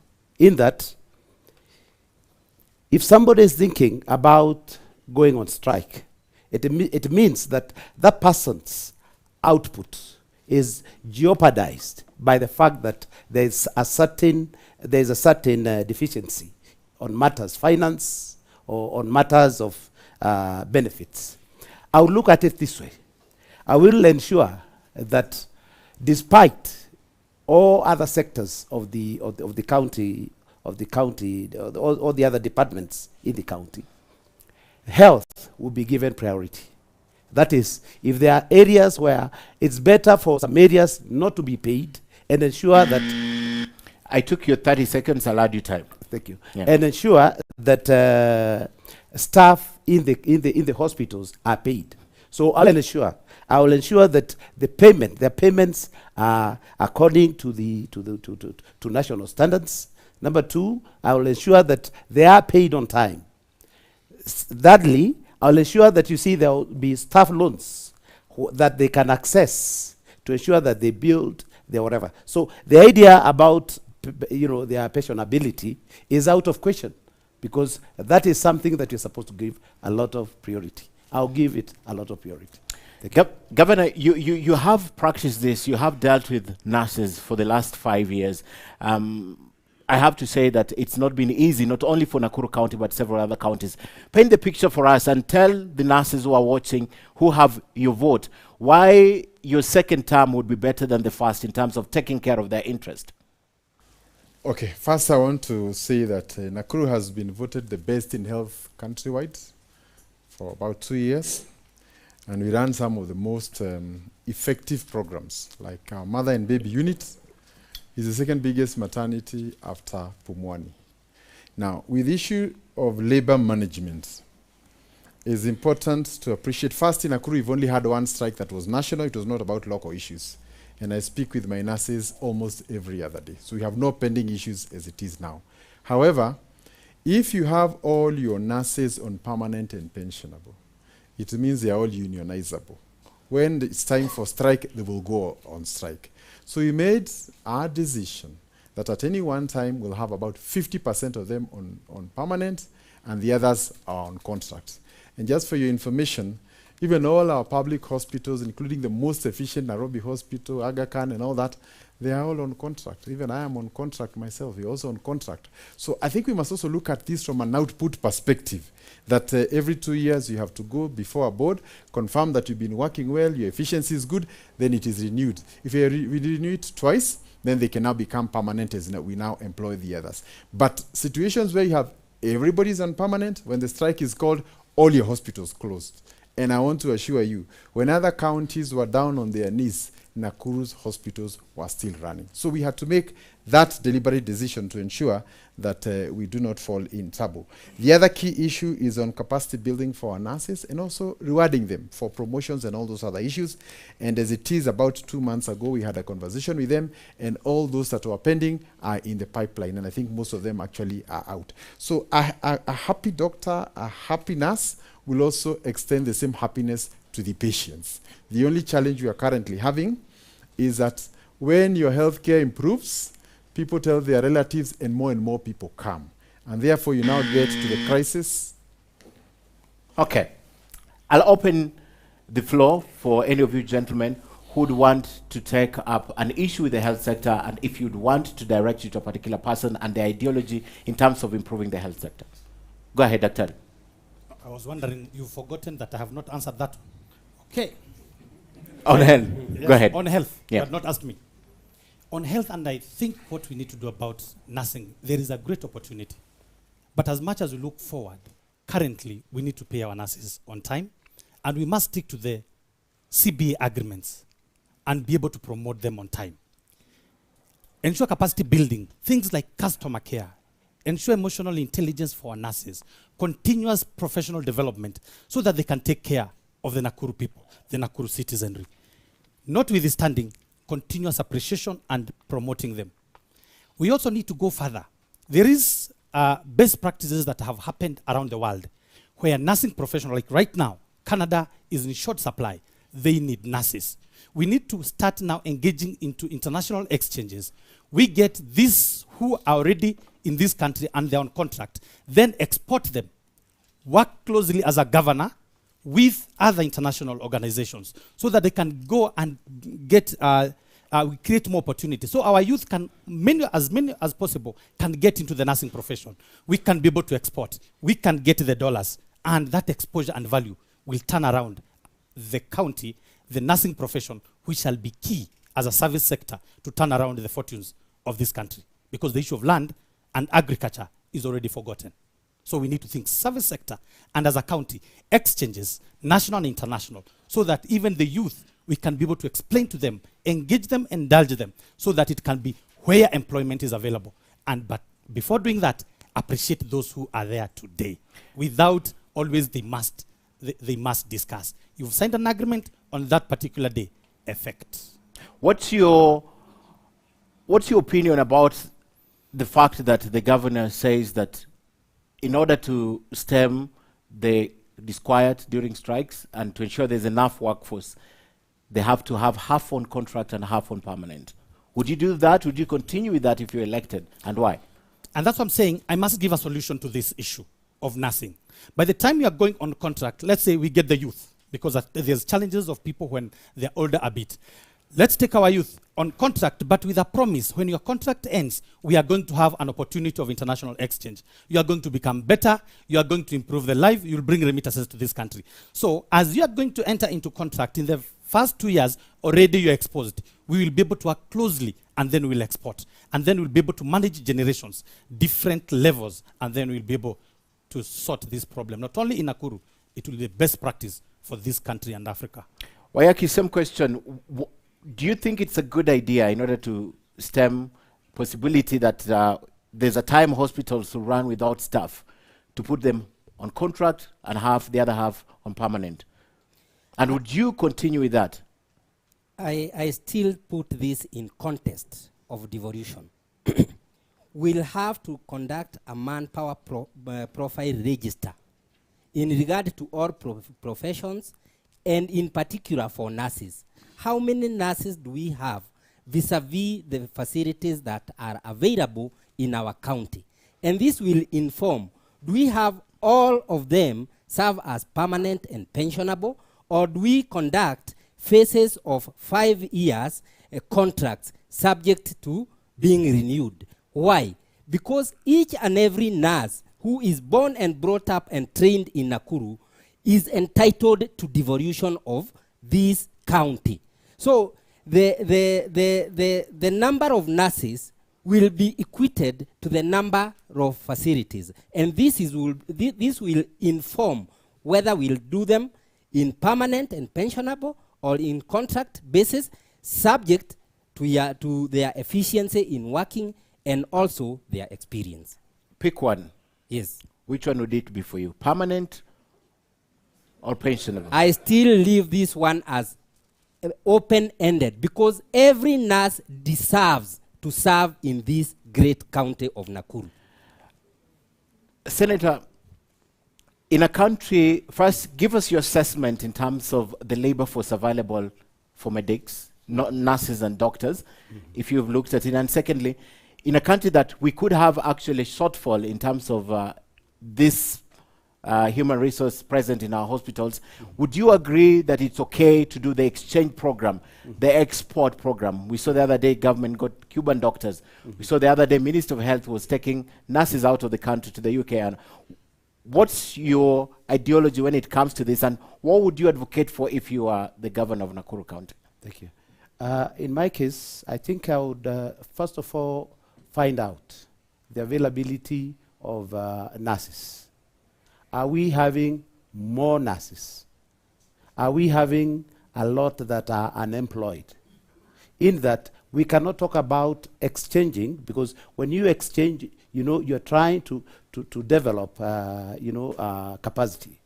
So if you are developing capacity, if you want to develop capacity, you can only develop capacity with nurses that you have already employed. Therefore, it will depend on whether that is possible.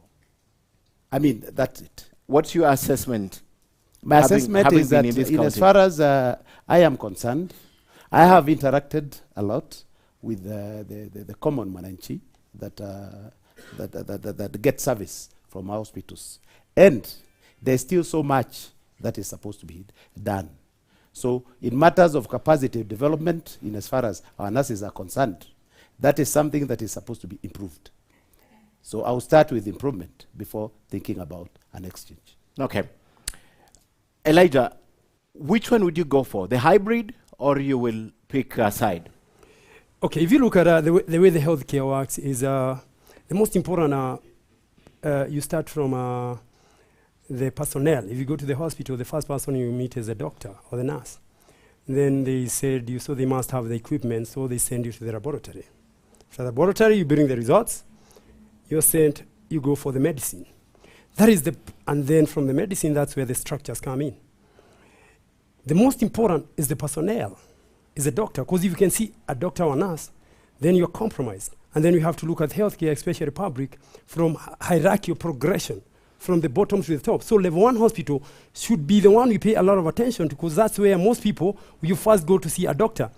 And like I tell you, Mijungu, personally, I don't think if we can harness and stop corruption and wastage and all that, we can hire nurses in permanent basis. If we look at maybe offices and I didn't want to look like I'm attacking the governor anymore, but I say, like, we maintain him with 1 million shillings every day.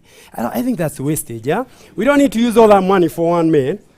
What we need is to take that money, hire nurses in permanent basis. That will increase production, because the economy will be driven, because when we hire one nurse, we give the husband future, the children education, and the whole family fabric is stable. As a matter of fact, you are better off by distributing income more than having few people taking, like, if we have like 38% recurring pressure in Nakuru County, but you find maybe 10% of the people are taking 25%. That is a problem right there, because nurses are not categorized as higher earners. So I'll hire them on pensionable basis immediately they're out of college. Money is there. Wastage and corruption is a problem. Thank you. Okay. Governor, you mentioned if you don't have to respond to it, but if you strongly feel you have to respond to that, go ahead. Okay. First, I get the impression that what is already happening is not known, including to my colleagues who are here.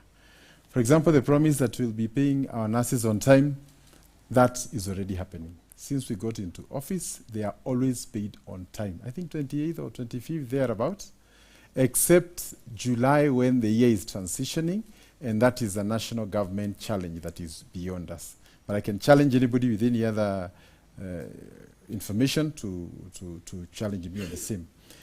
So I think we need an open day, because I realize a lot of the things that are being promised here are already being implemented and at very advanced stages. Maybe they are agreeing with you, Governor. Yeah. Yes. You know also, we did a HR audit in the year 2017, and it was done by PwC. This is an external consultant. They went through all our hospitals and gave a roadmap on how the healthcare would be transformed, including the human resource. This is a document we're implementing to date, including some of the issues that we've already mentioned. The bigger challenge that is yet to be done is the issue of understaffing. And I think this is where I was saying, a hospital that was having a visitation of 30,000, if you improve the healthcare service, people tell each other, and before long, it now moves from 30,000 to 40,000 to 60,000. So the staff you had can no longer meet the demand there. So you have the issue of understaffing. And that is a challenge I have across the entire county, that our staff cannot be able to meet that service. But it is a product of enhanced services, and therefore more people coming. And even in our maternity hospital here, about 40% of the people who are there are from other counties, and we take that responsibility. Lastly, is with respect to an award system, also human beings, salary is not enough. So they need to be taken to training, whether they are doctors and nurses at the right time, to ensure that they also feel sufficiently motivated, both on management courses and also on nursing or any other area that is relevant to their course. But a lot of the things that are being said here are going on. So we'll do an open day one of these days. Let me tell Governor, because he sounds like a Nakuru mayor. You see, if you look at Nakuru, you can talk about statistics. But where I come from today, I pass somewhere they call Tipis, just the border between Narok and they showed me some things, and I was very disturbed. Actually, they drink from a sledge. If you look where they're drinking from, typhoid and every other disease, I asked them, where is your health care? They took me somewhere, I only saw stones. I didn't see anything. They told me, we were promised a hospital a couple of months ago, we don't have one. And I told, where do you go to hospital? We go to hospital all the way, they go to Mount Narok town. If you go to Maimahio, there's no medicine. Let's be true to ourselves. If you go, you're treated, there's no medicine. So if you look at the whole of Nakuru County, most of the rural areas, they are suffering because they don't have primary health care. Maybe you might talk about maybe buildings, which is okay, good, governor is doing, but when you talk about the primary health care, it's very compromising in Nakuru County. And as a governor, I'll make sure the first thing you get when you go to a hospital is a doctor, equipment to diagnose you, and then give you medicine, and then after that, I'll shelter you. I'll use those processes because I'll graduate you from the primary level. So I'll look all the way at the grassroots. And I think that's the way the public healthcare is supposed to work. My reaction to this, Ken and everyone else. How comes that in Nakuru PGH there is a time endoscopy machine invested in millions of shillings was not working? Yet, The Nakuru people were suffering and going to a small outfit, but it became big, St. Joseph, near St. Mary's, for them to take, and then for them to be taken endoscopy, then come back. My solution to such issues, we must build not only financial systems of collecting money from the people, but we also need to give service to the people. We need something called customer or patient relationship management module in our automation system, whereby if the nurse has not attended it, there is a level it escalates to the next level, to the doctor, to the head, then even to the chief officer. Then it goes to the CEC, and eventually within the customer service charter or the patient service charter, it reaches me, the governor. So I'll be able to have an interaction through technology of each person, what they feel. Maybe the governor did not know that he had invested 500 million and the endoscopy machine was not working. And that's why we call for ensuring competent, motivated workforce in the health sector. Then our people shall be happy, they will be productive, we'll be a great county where people can enjoy living and loving. Okay, to our audience, you'll have an opportunity to ask the health questions at the tail end of this. We want to run the questions really fast so that we have enough time for your questions. You want to add something? Yes. Yeah. I would like to say I am happy with what the governor has said in terms of the hospitals and all that. But ask a question. If you go next to our hospitals, there are so many pharmacies that are selling medicine, whereby when somebody goes in the hospital and is given a prescription, that is not, there's no medicine in the hospital. If the remuneration of the medics and the nurses is up to what he has said, I believe if you go to those pharmacies, most of them are owned by doctors and nurses. So as far as I am concerned, that's why I said I will be able to improve their salaries and make them permanent and pensionable. Okay. There being no other rejoinder in the matter of health in devolution, I'd like to talk about your knowledge. We'll give the audience an opportunity to talk about it, so just bear with us. I'd like to talk about in-house generated revenue, let me call it that, your own revenue from Nakuru County. And I'd like each one of you first to talk about the opportunities that are available in the county of Nakuru. And because the governor takes a front row seat in this, I'll not ask him that question. So I'll begin with Wayaki again. Your knowledge of Nakuru County, the sources of revenue, because what the national government gives can never be enough, and how you intend to tap that revenue to help the people of Nakuru. Thank you. I first congratulate His Excellency Lee for that board that he erected somewhere, coming down to Nakuru. Welcome to Nakuru, a land of unlimited opportunities. But I would wish to critique him because he has not ensured that we harness the unlimited opportunities. We have one geothermal in Nakuru, we have sand harvesting in Maimahio, we have geothermal in Menengai, we have quarry, we have come to the town itself, licenses, we have parkings. All those things are things that can generate revenue to the county. But what the current county government is doing is casting its net narrow instead of casting it wide and getting more fish. Why do I say this? You will find them messing up with the parkings, which can generate money. They are messing up with markets, which can generate revenue. We had instances where they were messing up with the sand harvesting. What would you kindly clarify what messing means? Messing means, for example, I saw in his one of his speeches saying that he wants to make Nakuru some parts non-motorable areas because of health and exercise. Let me say this without blinking my eyes. You can never force people to exercise if they are not even having enough meal. If you are having one meal a day, why would you need to exercise? You are even, so the non-motorable thing is reducing revenue while it is not resonating with the common man. That is a boardroom decision of somebody who is taking 3 or 4 meals a day. Number 2, we have issues of quarry and sand harvesting. There are counties that have made these as their main core revenue generating by structuring the way these quarry and sand harvesters do their business. But in Nakuru here, we have had instances where we have had a great conflict between these quarry people and sand harvesters. Your time is up. Probably Thank you. you'll have a rejoinder later. Thank you. Go ahead. Thank you.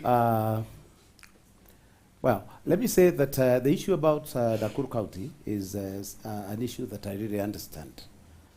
I would start on more revenue generation. I would start in Mai Mahiu. In Mai Mahiu, that is where most of the sand that is building Nairobi is coming from Mai Mahiu. But during my time, there was a wee bridge that was put at the middle of the town. That wee bridge was moved because there's no way that Nakuru can have 2 wee bridges. So this wee bridge is on the way to Narok. I would first of all ensure that that wee bridge is removed so that more lorries are able now to come to Nakuru to carry sand and pay cess at exit. My other point is expansion of agriculture. Most of the cess that is paid comes from agriculture. If you now interact with the farmers, there's very little, apart from lately when the county government has started giving out goats and chicken to groups. For me, the idea about improvement of farming is looking at the acreage, looking at the crops that are being cultivated, and ensuring that farmers are properly supported. By being properly supported, they'll grow more, and by growing more, they'll be able to earn more money and also, become attractive to investors that will come and build value addition factories, and by extension, create employment for our youth. The other one is on issues touching on our minerals. We are having, like now, we are having gases that are supposed to be extracted within some areas of Nakuru that are still underground. There are also minerals that have not been explored. We need to do all that because whatever that. Your time is up, but I want to ask you this. How is removal of the weighbridge going to increase the on-source revenue? That's one. And do you think cess, like you mentioned right at the top, is sufficient to increase the amount of revenue collected by Nakuru County? And by how much in your assessment? Because you have been a senator in this county. Yes, I'm talking about in addition. So these are the areas that require improvement so that there's more money. Mm-hmm. Because already I am assuming that there's revenue that is being collected from shops, from motorbikes, from so many other areas. I was talking about the core areas where I have seen that, the county is not able to make enough money. I was apparently going on, but the buzz came. Mm-hmm. So in as far as I am concerned, these are additional. I am talking about a wider way of apparently getting more money. Explain to the audience how the removal of that weighbridge will increase revenue. I'll tell you this. Yes. If you go to people on the ground, they'll tell you what is a weighbridge. A weighbridge creates a very long jam. And the lorries that are going to take sand to Nairobi, the drivers are normally paid by the trips that they make. So the moment that you create a weighbridge, it creates congestion. It makes a driver go one trip and pay Nakuru one trip instead of 5 or 6. That's what I mean. But would you understand the weighbridge would actually be saving Nakuru of resources that might be going outside? How? In as far as I'm concerned, I do not believe that there are resources that will be going outside. Right now, you just mentioned it's taken to Nairobi. No. Yeah. I think we are not together. What I mean is that, you see, the sand is being taken to Nairobi. Yes. The county government is getting cess from a lorry that is carrying that sand. Currently, what is happening, the lorries are now passing through a new road that passes through Gong. So they are bypassing. The way bridge. They don't know, they are bypassing the way bridge and the cess point.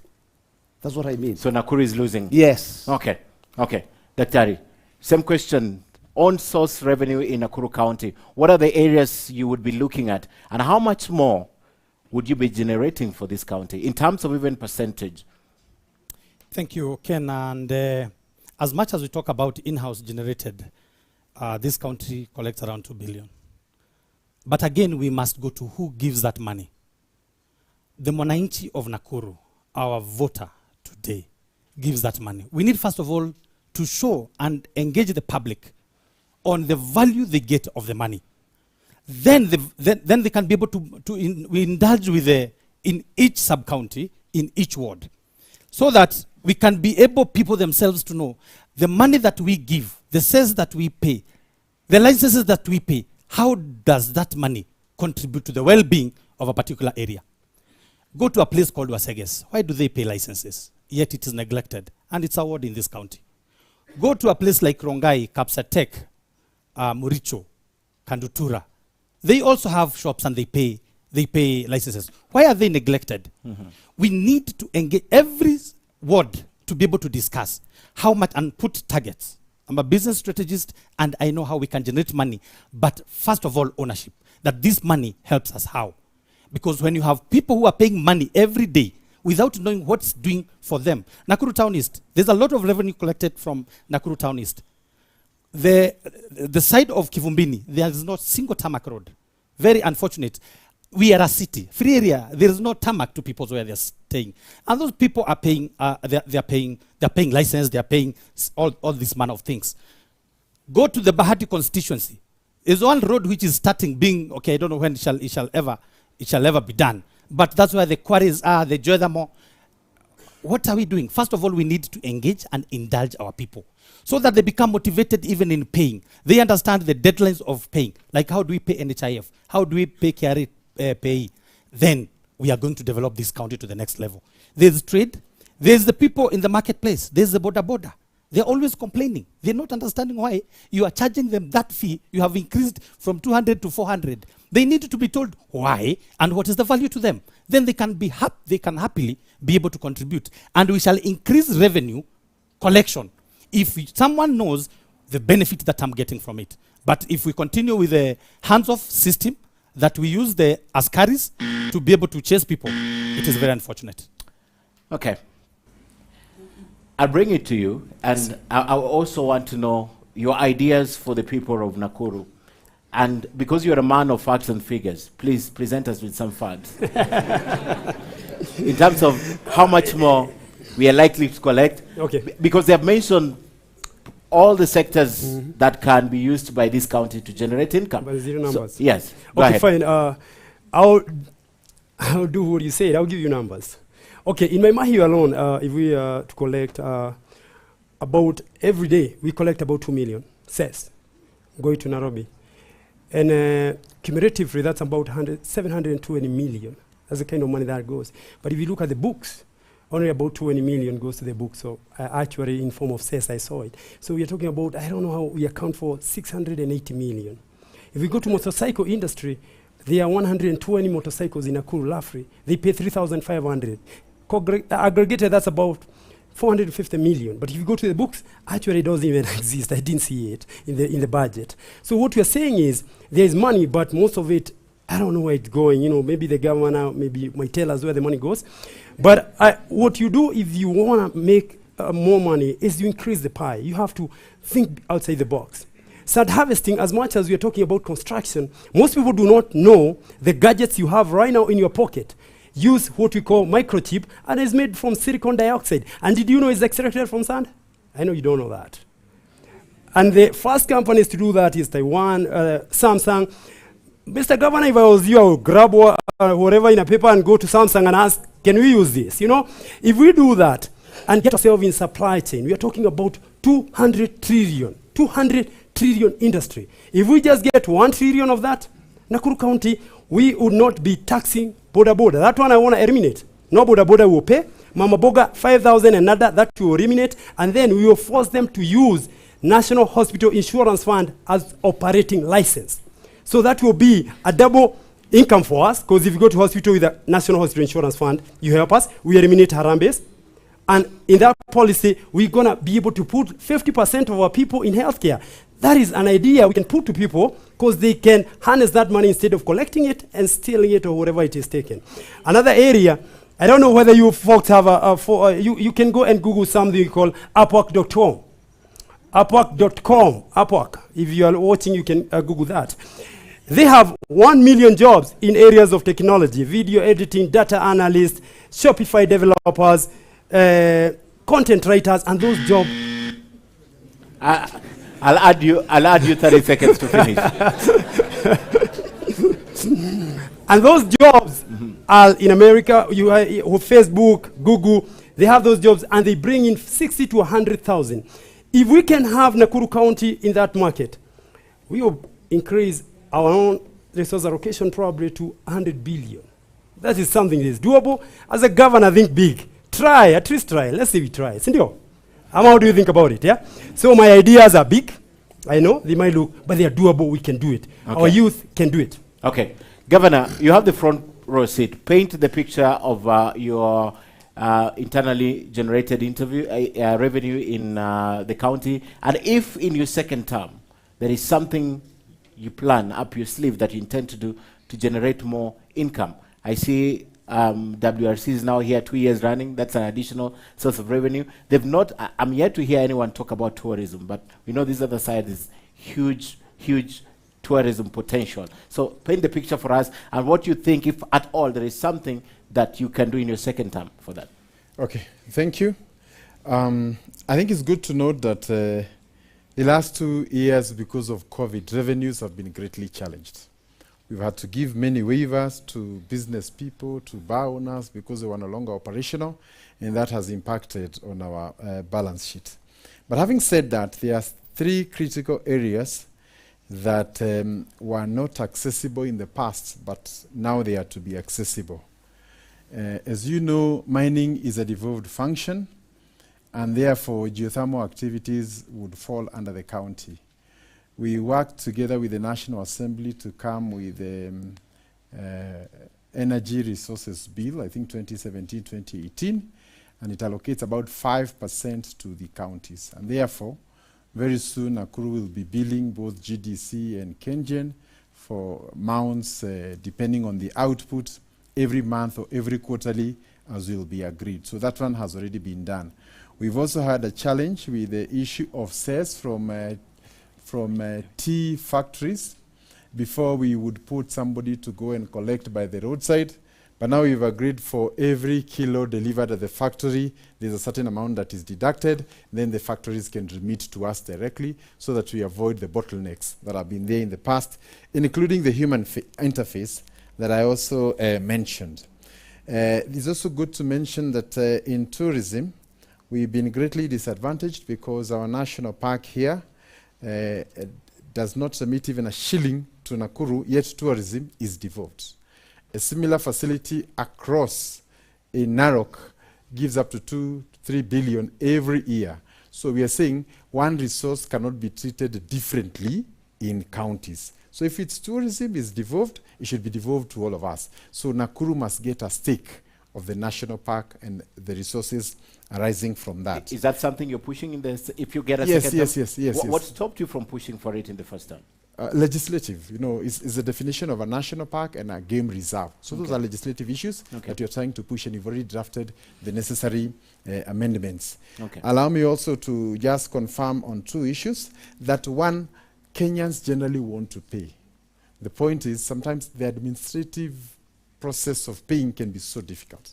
And that's why we want to focus on automation.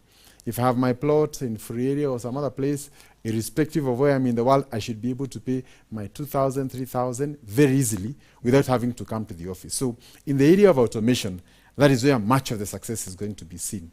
I have heard some mention that a lot of the resources are lost. I would not entirely say that it may not be true, but through automation, because once you pay through M-Pesa, the money goes directly to the county account. There's no interface with the human being. That's what we're trying to do. And our advice to all the residents of Nakuru, do not collude with officers to steal from your own county, because it amounts to stealing from yourself. Then lastly, my colleague mentioned that when we make our city pedestrian-friendly, cyclist-friendly, that we are losing revenue. We are also... Can I finish? Go ahead, yes. We cannot be blind to the importance of having a live, walk, and play kind of city. Why do we go to other cities and see what happens? And when we come here, we still want to behave like we're in the Stone Age. The modern way of all cities across the world is that pedestrians are given first priority, because cities are created for human beings, not for cars. So what we want is, in future, we want to encourage people to do even a 10-storied parking slot for vehicles. So I come and put my vehicle on 4th floor, 5th floor, and I walk in town. If I'm tired, I can sit. There's a park in Yao Garden and other places where we can sit. But reducing our cities to parking lots for just vehicles. And this is how you even end up having accidents. Somebody wants to walk from here to free area, but they are competing with cars because there's no pedestrian walk. So we must change and make cities friendly for people. Well said. Right, go ahead. I would like to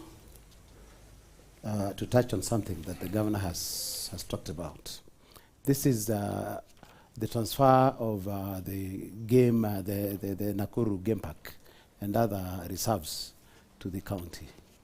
I would say that Mr. Mujingu, you talked about other counties not returning money to the exchequer. And Nakuru has been doing that from the time that I was the governor. I was the senator. The issue about return of revenue or return, having recycle or carrying forward of funds from one year to another is something that really handicaps Nakuru. In that, there's no way that you can go and start fighting for more funds if the funds that are being carried over year in, year out. So somebody talked about 17 billion.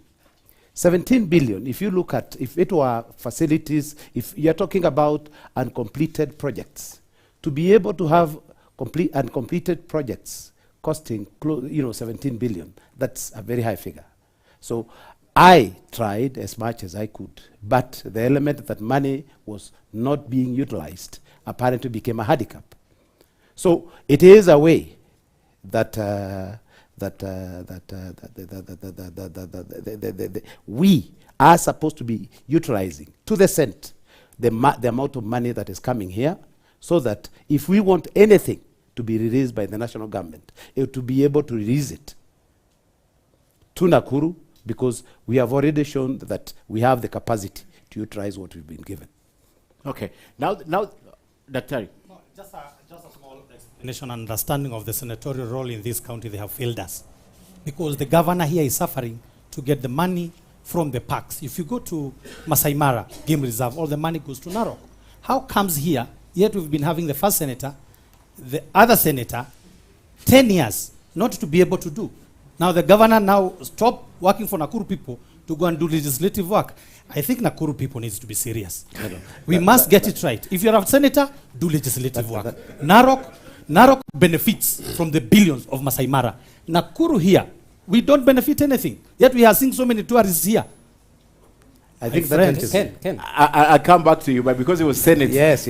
Pioneer Senator, let's yes, hear I think Daktari. The first and the second senator, for heaven's sake. Yes. Let me start by saying we have lost billions. I beat him during the first in 2013.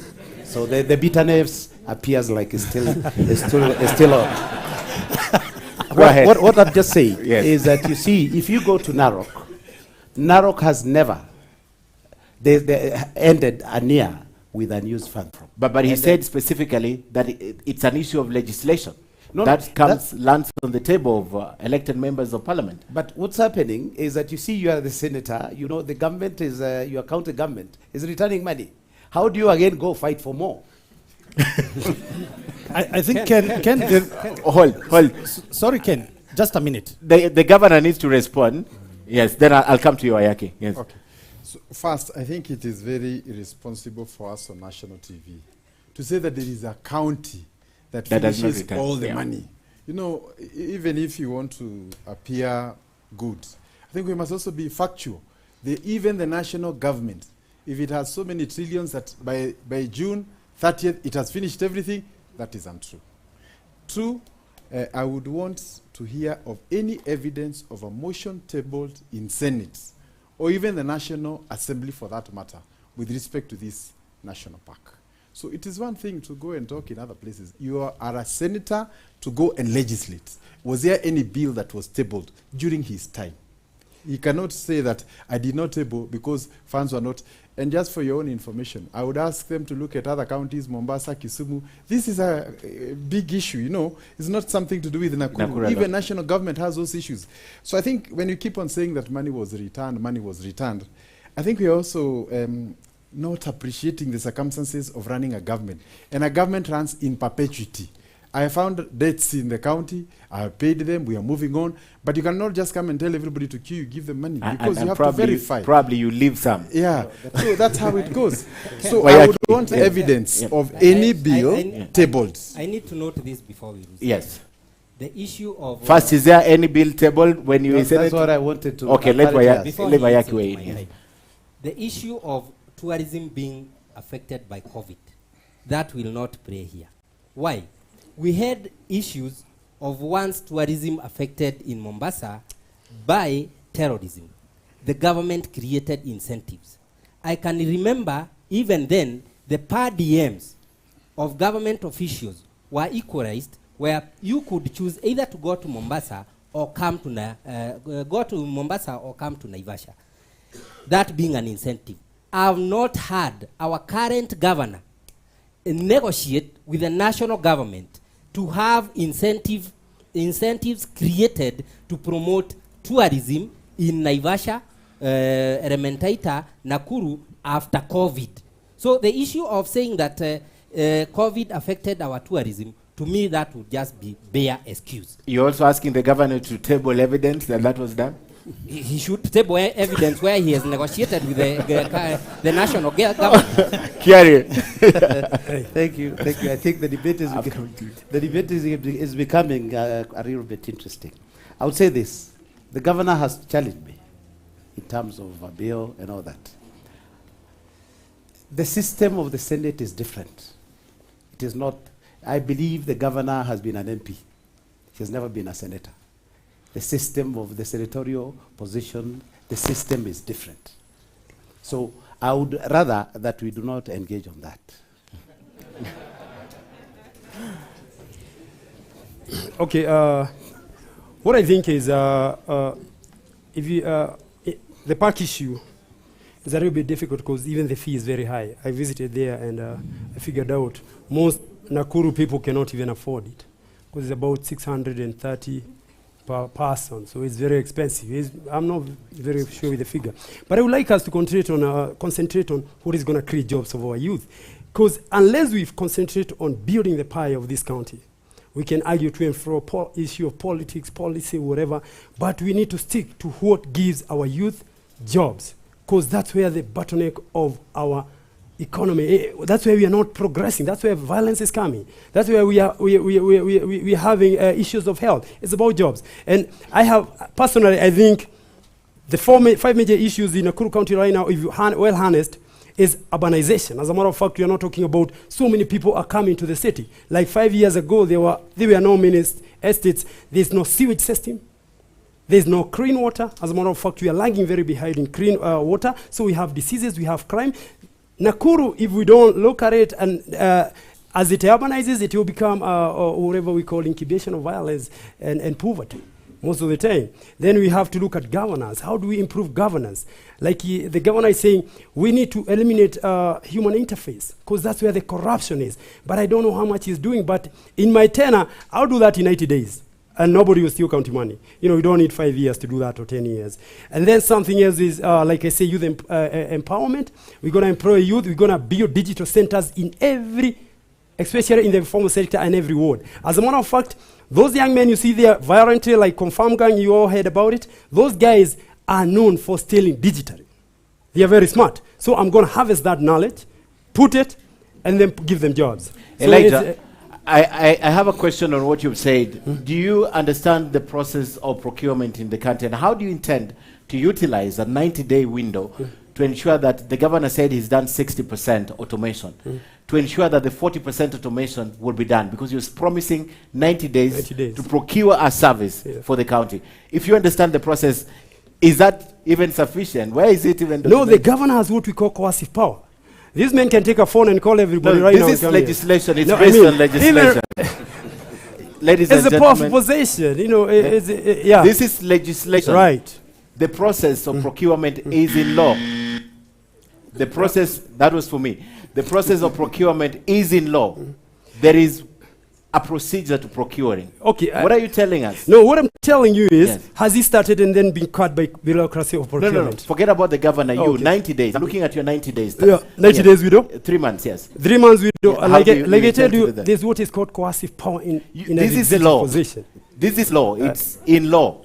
How are you going to jump over it? Are you talking about, is it county registration law? County? Right. The law is right? the law. Places the national government and the county government. Laws of procurement. Mijungu, let me tell you, a man who says something is impossible is a man who doesn't want to do anything. It doesn't matter. The laws are made for men. Let me tell you something. Are you telling me? Are you telling me? The law also in 90 days? Why not? Okay. Let me tell you something. Yeah. If you promise 100,000 jobs for youth, why should the law hold us? Because this country has been held back by bureaucracy of the law. Okay. We can change it. Why not? Okay. Yeah, it's made my money. I just wanted to understand how you would be able to do it. If you would be able to marshal your troops to change the law. I'll go so fast in that area, everybody will change it. Okay. You deserve the last response because we need to move ahead, Governor. Okay. Yes. I think the question was whether you have any evidence of what you've done with tourism. The Safari Rally is not here by accident. It is one of those things that we have worked for the last 3 years to make sure Nakuru secures for the next 3 years Safari Rally in Naivasha.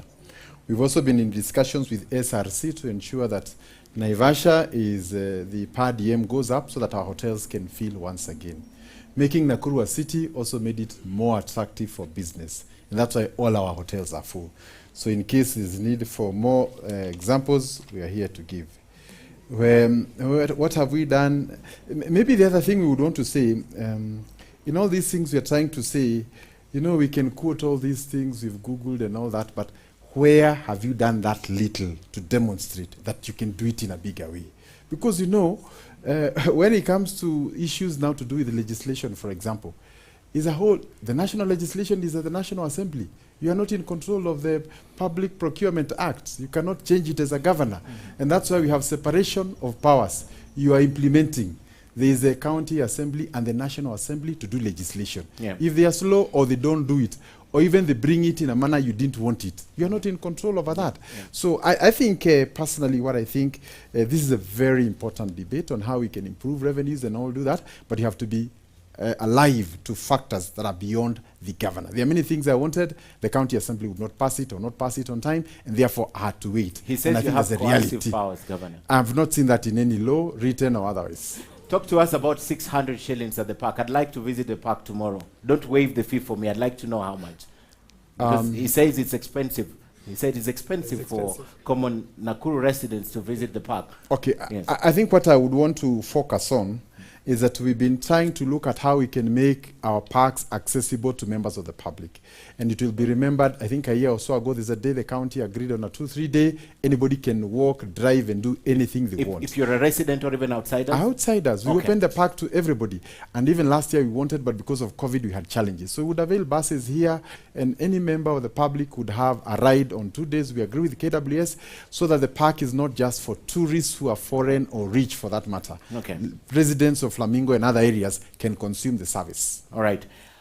Gentlemen, I wanted to talk about city planning, but I bet it came in the question of Wayaki about walkways, right? So we'll not talk about that because I need to give the members of the audience time also now to ask questions. But lastly now, I'd like to talk about a common resource that is very vital for the people of Nakuru again, water. The water problem in this Nakuru. I'll begin with Extreme now again, once again, how you intend to address the water problem here, because it's a big issue that we've often reported on.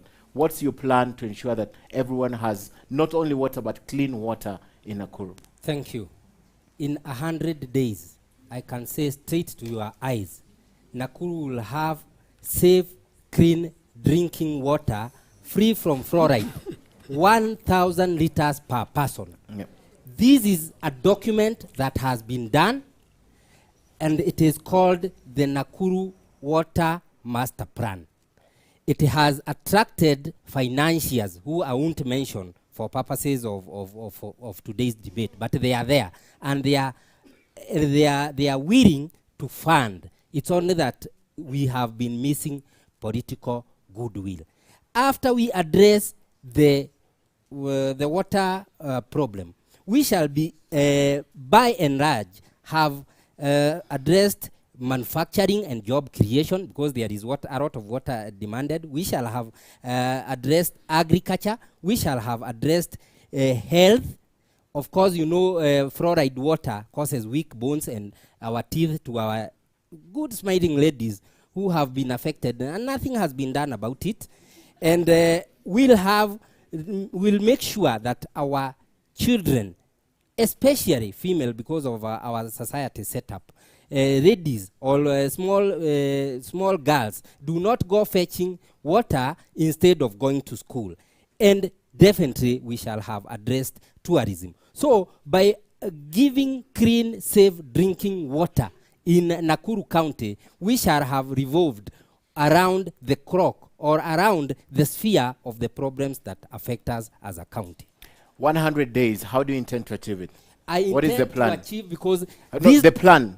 The document is already done. The document has financiers. You only need to implement the document, and the financiers are willing to do it. And this can happen in 100 days? This I can attest, and if it doesn't happen, I will resign. That I promise. James, the water problem in Nakuru County. Yeah. Thank you. I think the water problem in our county is a serious problem. It is a serious problem in a way that I come from Naivasha, and Naivasha, I think, if you look at, if you want to know somebody's from Naivasha, the person needs to smile. I feel that the government neglected our people. National? Yes, to a point where, you know, they ended up consuming high fluoridated water. So I would ensure, and I was shocked that the other day, and I would like to thank the governor, because he is the only person that I've seen come and address the water problem in Naivasha. However, you know, he may not have done it, you know, completely. And I feel that Nakuru has water underneath. There is sunshine in Nakuru. So there's no reason as to why Nakuru people should continue having water problems, because we are going to use solar powered pumps to get the water from underneath. We also have rivers that are flowing. Currently, and maybe I would throw that one to the governor, the Lake Naivasha, the main river that drains into the lake, is down there. People are worried because they are thinking that the lake is going to go. So that is a matter that is supposed to be handled, between the county government of Nakuru and Nyandarua county government. Okay. So for me, I would say that water problem in Nakuru is man-made. I mean, it's just been left so that people of Nakuru can suffer. I would be able to sort that one because there's so much water in Nakuru. Even if it's the only campaign promise that gets you to being a governor? No, I am a farmer. Okay. Yes. Okay. Daktari, what's a problem in this county? Yeah. And how you intend to truly, water problem is a thorn in the flesh in this county. You can imagine the people just in Bahati. We have from the Dayo not getting water rationing, but at least also these are things that we can be able to manage the issue of water loss with the relevant water bodies. We'll also need to start thinking different. Lake Naivasha is freshwater lake, which can bring us a lot of revenue. Plus, the entire of Naivasha and Gilgil, we can do farming. What if, and at small scale, I saw this thing had happened a long time ago in a place called Waseges. Get the money, get the water from Naivasha, pump it up Longonot. Through gravity, we shall farm the entire of my Mahi wards, the entire of Naivasha, the entire of. And while you are pumping, again, ensure the water catchment areas are flowing to the river, to the lake.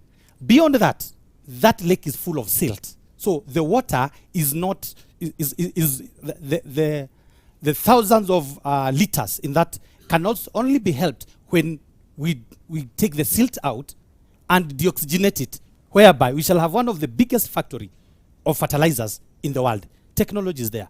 We need to spend something like 4 billion, and this county shall be getting 30 billion. Every single year, these people will have money. Even that issue of dechlorination, you'll have money to change your lifestyle. You can also be able to have bottled water from one resource, and that is Naivasha. Come to another, and now water will take us to the next level. And that's one of my pillars, one of my big fours. One, I'm saying maji, kilimo, then biashara, barabara, na viwanda. We will create a lot of jobs. Okay. This issue of waiting a white guy to come and give us solutions, we have the solutions ready, but the voters also have an opportunity to do their part. Stanoni dawa. Elijah, sorry, I have to skip the governor each time because he has a front row seat in all these things. So giving him an opportunity before you as a candidate would be unfair. Nakuru, we are 2.1 million residents, and water coverage is 1.2 million. So we have like, if we look, we have like 58% coverage. We have 42% of our people don't have water. There are many things we can do to mitigate water, especially water harvesting, because when you're talking about water, we are talking about clean drinking water. If we can be able to get a fund whereby we go to the ward level we manage women groups, and then we can give them a fund whereby they can rotate that fund by buying tanks and gutters. We will move water from, like I said, 58% to almost 70%. And then we can come to boreholes. We have technology. Right now we have pumps that can use solar energy. So in areas like Maimahio, where we, Gilgil, where we have a lot of, where we don't have water, we can use those pumps to pump water from our ground. And then we have to think about dams, we have to start harvesting. Water harvesting techniques, the natural water, is the easiest way to get water, even before we think about anything. And then treating that water for human consumption is very, very important. About irrigation with the water, water irrigation, if we go, like I told you, I was in teepees when I was coming here. And there's a lot of water, and we can go to very high yield crops, like green peas. And if we can be, an acre of green peas will generate like almost 200,000 shillings every month. So as the land contracts in Nakuru County, we need also to change our mode of farming. We need to go to high yielding crops, which can add value and we can export and bring money to our farmers. And in the process, we can create jobs for our youth. Like I said, my philosophy is jobs, jobs, jobs. I thought you said there's a lot of unutilized land in Nakuru County. Oh, yeah, but you know who owns it. I'm talking about, you know who owns it. I'm talking about an average farmer. Wajiko is under 2 acres acreage. Okay. And as a matter that's it. But if you talk about Daramea owns like maybe 1 million acres, I don't know. Okay. But yeah. We cannot confirm or deny that. Yeah, Governor. I don't know. What have you done? Because they are looking up to you 5 years. The water problem persists. He says you're the first to go to Naivasha and attempt to address it. So okay, thank you. So allow me to start with Naivasha, and to confirm that Naivasha we have both the quality and the quantity of water available. Under quality, the acceptable levels of fluoride is about 1.5, and we found out that there were boreholes that were having up to 5 and even 6 which is extremely high. So one of the things we are doing as a county is to close all those high fluoride boreholes and try and have those that are maybe 2 or 3 and below. And eventually we should be all at 1.5 and below. And we have made very good success. I want to confirm around the Malewa area near the highway, we have been able to get like 5 boreholes that are very high yielding. And we have done a pipeline from Naivasha to Longonot all the way to the industrial park. This is a national government project, and once it is opened by the president in the next maybe month or so, it's going to be a major boost for water issues within Naivasha. It is meant for the industrial park, but it will also supply the communities within Naivasha and also Longonot. It's a nearly 1 billion project, and this is just phase 1. Allow me also to say that in the last 4 months, we have drilled 50 boreholes within Nakuru. And some of them are in Joro, Bahati, Olenguruni, and all those. And I'm sure members of the public will relate to this. And this is meant to alleviate the water shortage, especially because of the Itare challenges that were brought due to integrity and other related issues. But if that project had been completed, we would not be talking about these issues. So what you're doing is more of a stopgap measure. Then also to confirm that the county government of Nakuru is at an advanced stage of getting a 3.2 billion loan for Nakuru town to establish a sewer system and also to expand the water sources, especially around Kabatini and those other areas. So to expand the source and also to do more sewer in Naka and all those other places where we don't have. We also are trying to look at how we can enact water harvesting laws, because what is happening in this country is that when it rains, all the water goes. And the following day, we are all complaining. So we would want to make it that before you're allowed to occupy your house, you must demonstrate that you have been able to take all the water that will come through your roof. And I think also at this stage it's good to note that part of the roofing that we are putting now may not be very suitable for water harvesting. So we need to do a bit of harmonization to ensure that all the water is done. Then I think also to confirm that in the water laws in this country, establishment of water sources like dams, like Itare, is not a county function. So we must have good partnership with the government of the day to ensure that money is put, if it's in Nyandarua, so that we can get those big dams that can act as water reservoirs and also as sources of water for the urban areas down. And therefore, again, and I want to insist, a good working relationship between a county government and the national government is key to solving all these issues. Thank you. Just an additional question to you. You spoke about Itare. If it was up and running, the water problem would be sorted. The distribution line is set for the county of Nakuru. You have a line that if you just have the water will be distributed to the whole of Nakuru. The project had various components. One was the dam. The second thing was to bring it to a treatment works around Kamara area.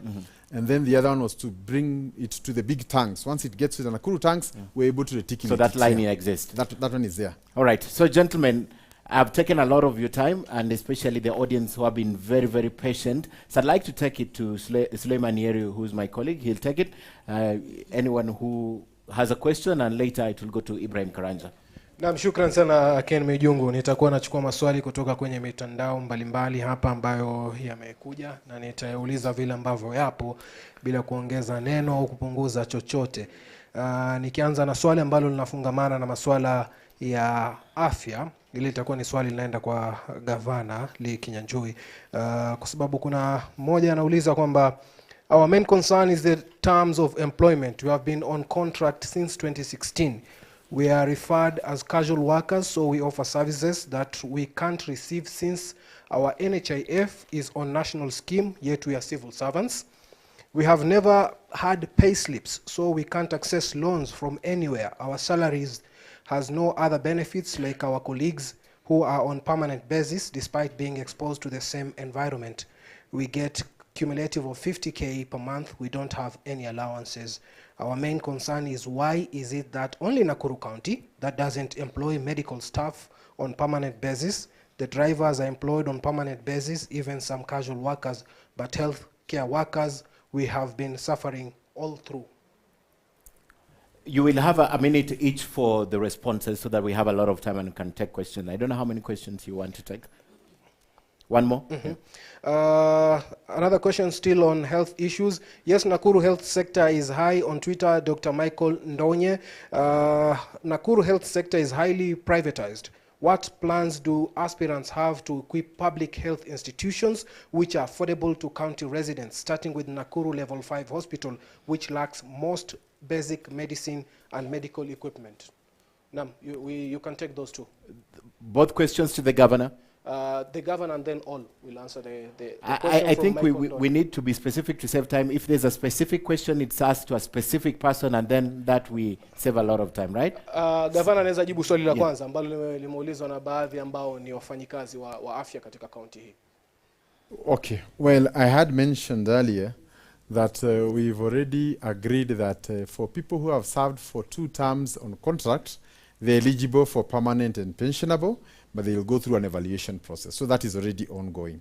And but you cannot be employed for the first time on permanent terms. I think that I've already discussed with our unions, and that is already on course. And I think the papers are already out in terms of aligning that. The issue of we are paying only 50,000 and so on, I would also ask you to also confirm even other private hospitals, how much are they paying? Because also we must agree you want prudent use of resources, and I think my work also is to ensure that the little I have, I spread it to as many as I can, and to make sure that we get quality service. Thank you. Inakaa kwamba kuna hili swala la wale ambao wameajiriwa kwa muda na wale ambao watapata mkataba wa kudumu ni swala ambalo ni mwiba katika kaunti hii. Sijui nikianza na Senator James, kwako utafanya nini? Kwamba swala hili tushaona kwamba wale wahudumu wa afya ambao ni wa muda na wale wa kudumu wanaonekana kwamba wanavutana. Naam, kwangu ningesema kwamba mimi ni mwajiri. Na wakati ambapo unapitia njia ya kuwa unaandika watu wakiwa casuals, inakuwa kwamba huna imani na wale watu ambao unaandika. Kwangu mimi nawaandika wakiwa permanent, vile ambavyo watafanya kazi, kwa sababu kuna systems za kuangalia vile ambavyo wanafanya kazi. Hizo ndizo zitafanya kazi, ndio mfanyikazi mwenyewe atie bidii. Lakini wakati ambapo unamchukua akiwa casual, katika roho yake hana imani kwamba utamwandika. Kwa sababu ya hiyo, yule mtu ambaye anaumia ni yule mtu ambaye anahudumiwa na huyo mfanyikazi. Kwa hivyo kwangu ni kuachukua, kuandika, internal mechanisms zifanye kazi. Kama hafanyi kazi vizuri, anaenda nyumbani. Daktari? Shukran. Swala nyeti hapa ni kujiuliza ni kina nani hawa ambao huwa wanapewa casual work na wamesomea, wamebobea katika hizi nyanja, alafu wao wanapatiwa kazi casual. It is very unfortunate because these are our youth. Kweni walikosea nini? The young people, that they can never get permanent employment, not only in county government, even national government. Our youth should be given an opportunity also to feel secure in their employment. And then we continue blaming our youth on drug abuse and many other things. Yet how we treat our youth from the beginning, he when he did medicine 6 years, others have done different things. Then you come here and subject that same person, and because it's youth. And this happens both in county and national government. We need to sort that issue. If you employ somebody, please make sure that person is employed fully and be able to know the taste of permanent and pensionable. So that the people who should be in contract, over time, we should have the performance management system. Then, when you are above 40 years, you have something. Then you can be put on contract, and you can be able, because you have a lot of skills, from here you can go to a contract somewhere else, but not to the youth. So it's very unfortunate, and that's why we are crying. And that's why the people need to change their mindset. The young people from the university, when they get to, and those who are getting into health sector, and all other jobs, let's give, and then let us pay them well. Does it mean you have to be old to be a being? Does it mean anybody who was born after 1994 does not participate? So those are the things I will be able to look at, but also there is the law. But also we need to see at what age group that it takes to the next level, so that to create a room for a productive workforce, which is the youth. Elijah, sijui wewe utaweka mikakati gani katika swala hili kama kijana kwanza? Okay, ile kitu hata imenikera sana ni vile unasema akona kazi, lakini kuna kitu ukipata kazi tunaitanga social mobility. Kazi inafaa kuinua maisha yako, upate nyumba, uende shule, pengine uongeze exam, na uongeze masomo. Na kama unalipwa 50,000 na it's not secured, ukiingia kwa bank you cannot get a loan, unakatwa kwa hiyo nafasi ya kuwa na hiyo social mobility. Kwa hivyo unaweza kaa hata kwa kazi miaka 5, lakini ukiangalia ile pesa umepata hakuna mahali umeenda. That is why permanent job is very important. Alafu ukipewa permanent job kuna benefits zingine kama insurance, income protection, kuna pension plans. Hizo vitu ndio zinaumba mtu sasa pale akitoka kama miaka 20 akiwa 30 years akisema alikuwa anas, anaweza angalia hizo vitu aone penye amefika. So mimi especially mambo ya healthcare, every nurse mwenye atakuwa qualified, I'll hire them in permanent and pensionable basis. Sababu like I said before, pesa ipo, utumizi ndio mbaya. So that's what I'll do. I'll give them a job and pension. Munyo, sijui nawe utafanya nini? I still insist. Hii ni mambo ya policy. We'll have to do a register, tujue tuna nurses wangapi, tuna facilities ngapi. Then tufanye demographic test.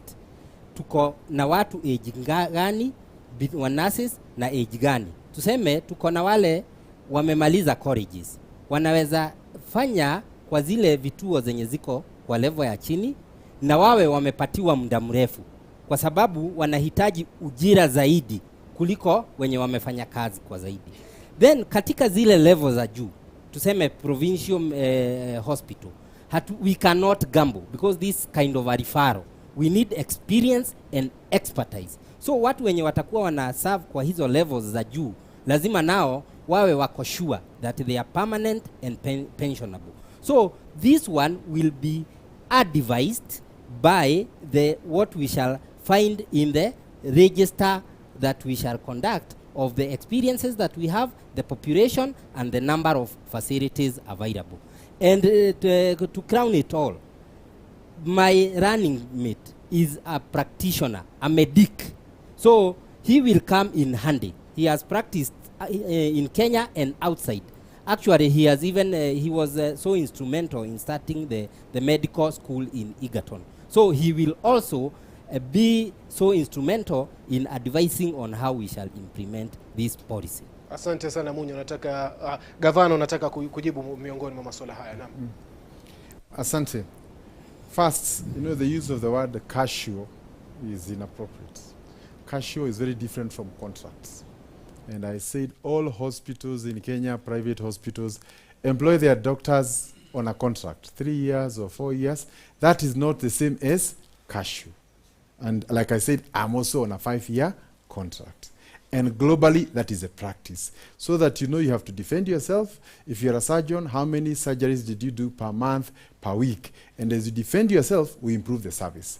One of the biggest challenges we face in Kenya is that as soon as people become permanent and pensionable, the laws of just chasing people are very tough. You don't just tell somebody to walk out in civil service.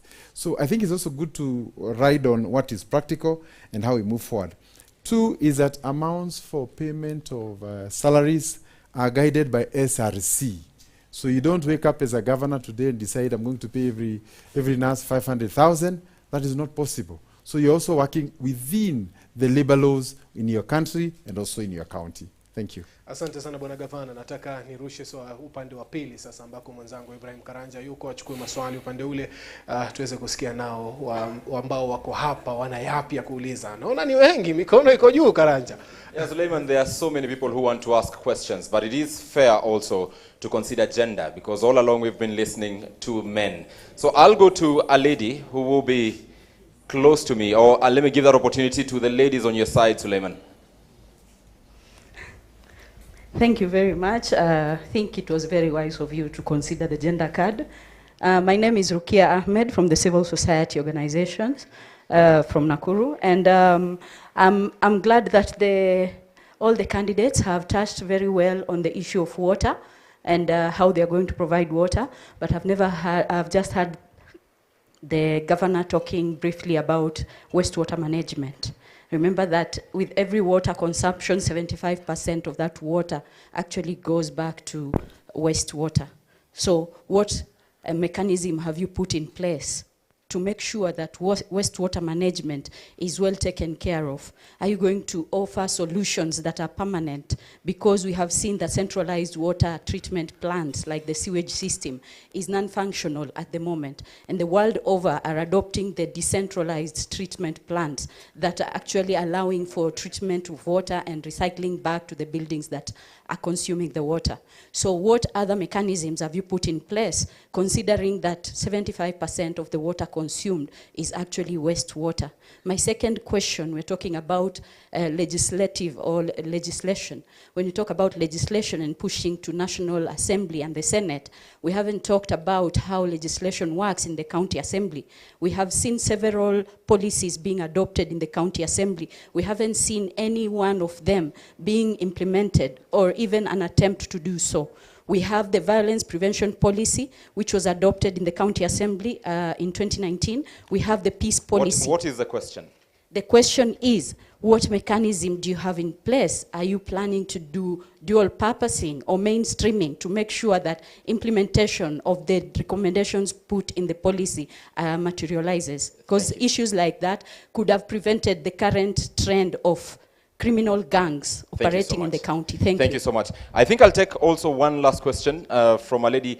Then I'll give this opportunity also to our partners, one from CEDDG, Center for Enhancing Development and Good Governance, as well as Midriff Harinet. So CEDDG and Midriff Harinet, even as I look for one last lady in this particular, yes, there is a lady on this particular side.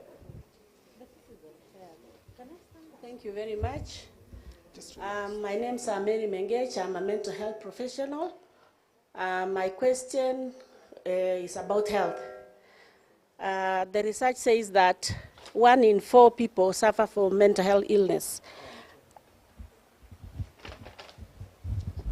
Our sound is good. Yes, it is. 1 in 4 people suffer from mental health illness, and I would like to know what plans you have to improve the state of mental health in Kenya. As we know, there are so many people who are killing themselves and their families, and it has been also reported by World Health Organization that Kenya is among the least nations who have not done anything to improve the health of the nation, of mental health. Thank you very much.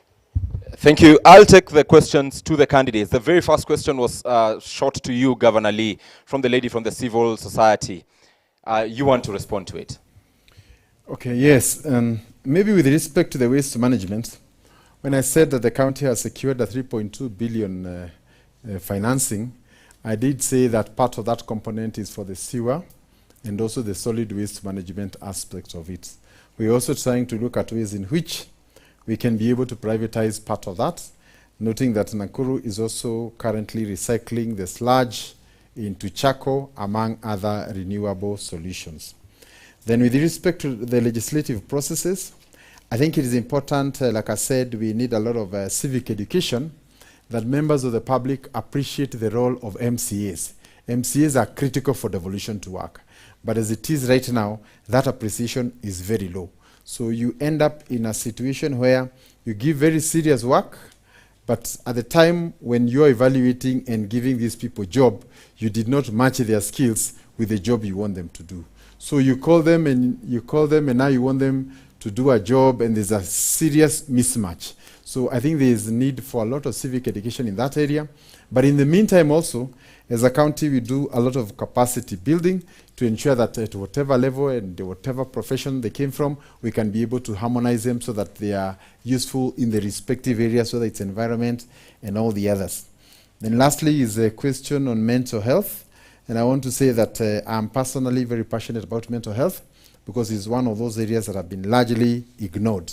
And I want to confirm that here in Nakuru, we have our Ward 8 at the PGH is actually a mental ward. And recently I visited there, and I'm saddened to say that a lot of our young people who are there because of what you call substance-induced psychosis and other conditions. So I think our plea first, before we talk about any mental health care, is how can we prevent it? And I must say I'm worried also when you hear statements of how drugs can be grown and consumed en masse it also means we are getting deeper into the problem. But I want to confirm to you that we are working. We have also engaged qualified mental practitioners, and our hospital in Gilgil, which is the second biggest referral mental hospital, we are working with the national government to upgrade it at a cost of about 250 million shillings and to see how it can be more responsive to the needs. But I think more importantly is how do we reintegrate mental patients once they have healed.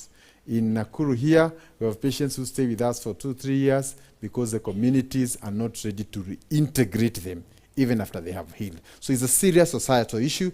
Government alone cannot solve it. We need a conversation.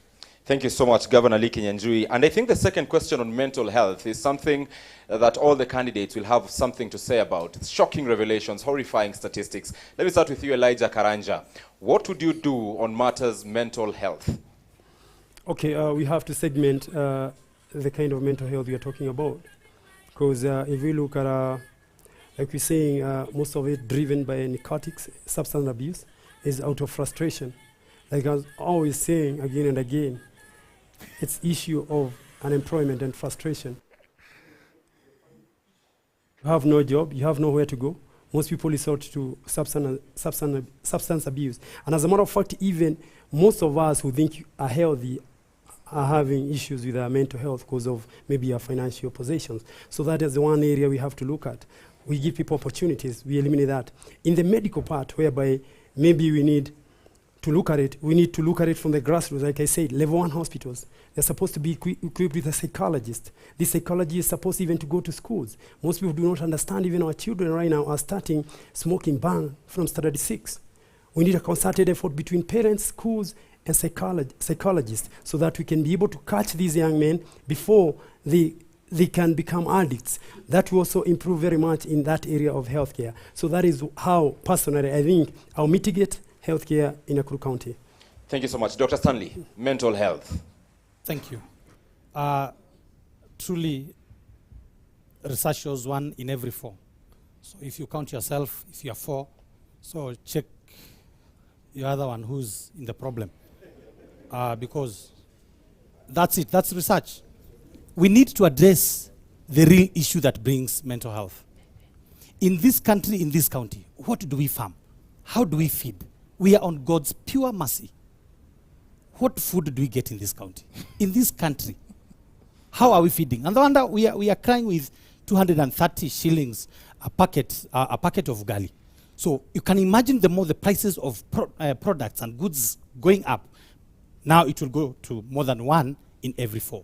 So we need to address the issue of food security. And that's why, with me, my deputy governor, I was very careful to get an agronomist, somebody who has masters in agriculture and agronomy, to start thinking about this county, how we shall feed ourselves.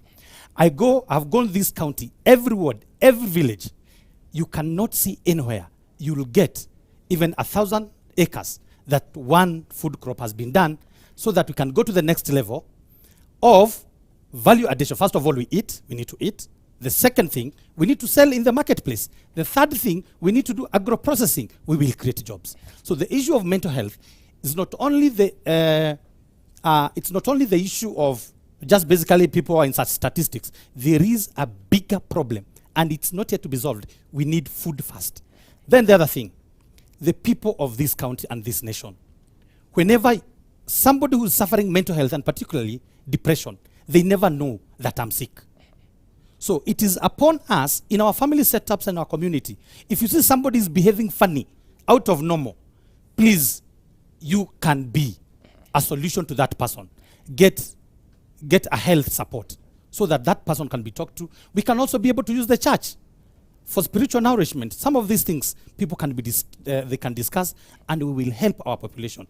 Otherwise, the statistics are really, really terribly. But again, they are horrifying. But your 1 minute, sir. But again, there is another issue of our lady there who asked about, you cannot be having a house which has no toilet. Your own thing, you sing it and living with it. It's unfortunate. And that's why we also need to think about to guide our people on housing and settlements. How many houses in this Nakuru, they are connected to the sewage? So the issue of solid waste water management, we need to think it deeply. And it's also a contributor. And of course, KTN will give an opportunity to all candidates in future to respond to solid waste management. But let me go to former Senator, pioneer Senator for Nakuru County, James Kiarie Mungai. The issue of mental health, how would you handle it under your administration? Thank you. Let me say this. I have been at the grassroots. I have seen the problems down there.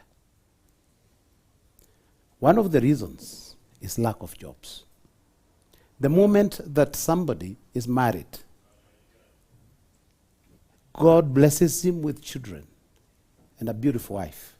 And the husband of the house does not have a shilling in his pocket in the evening. That is a starting point.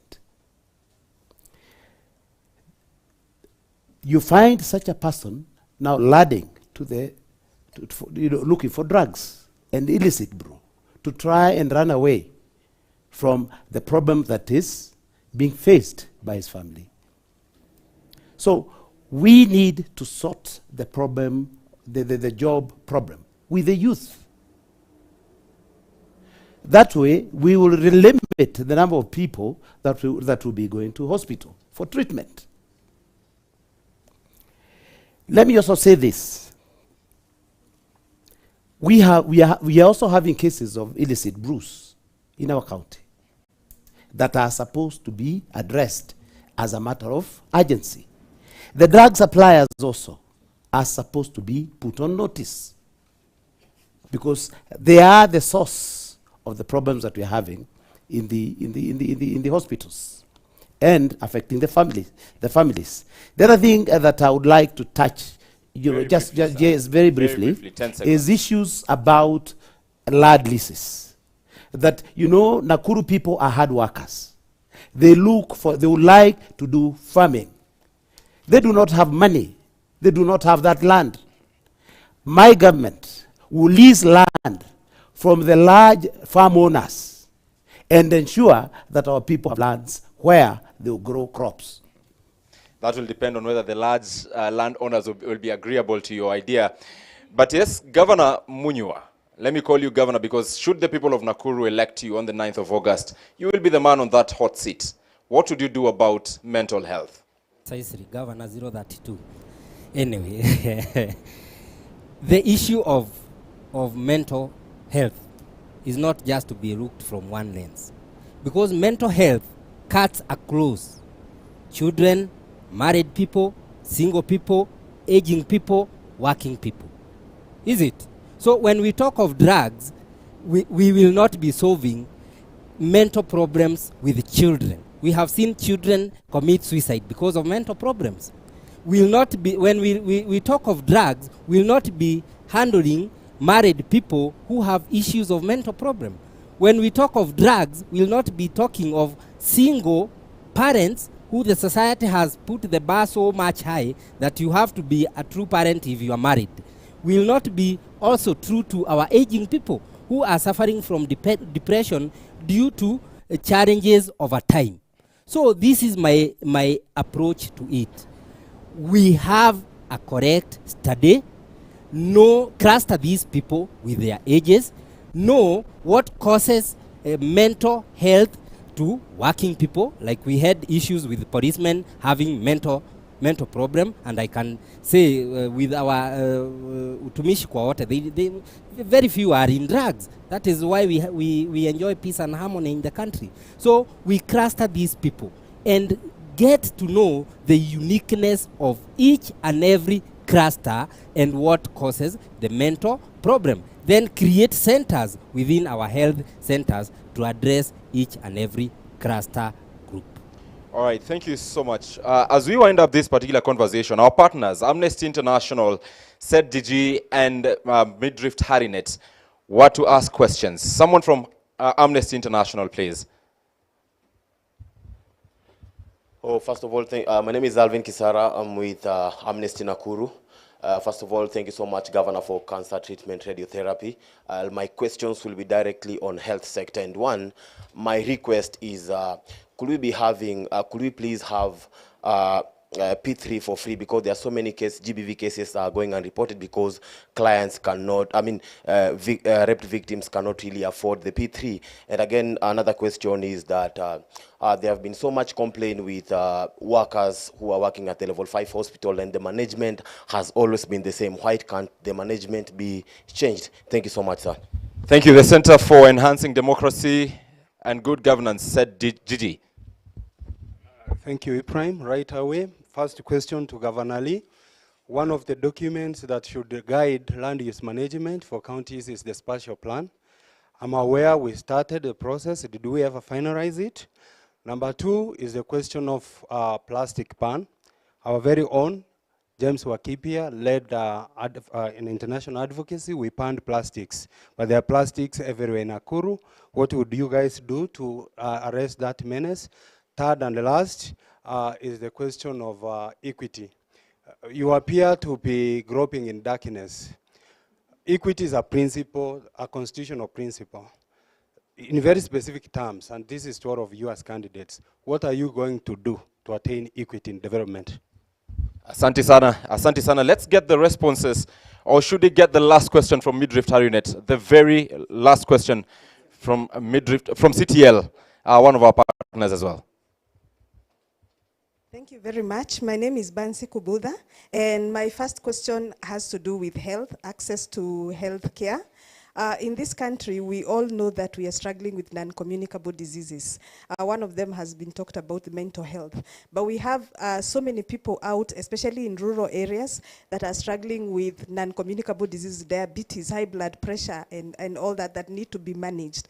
Now, in Kenya, we have the non-communicable disease strategy that seeks to cascade treatment and screening of non-communicable diseases to primary healthcare facilities like dispensaries and level 3 facilities.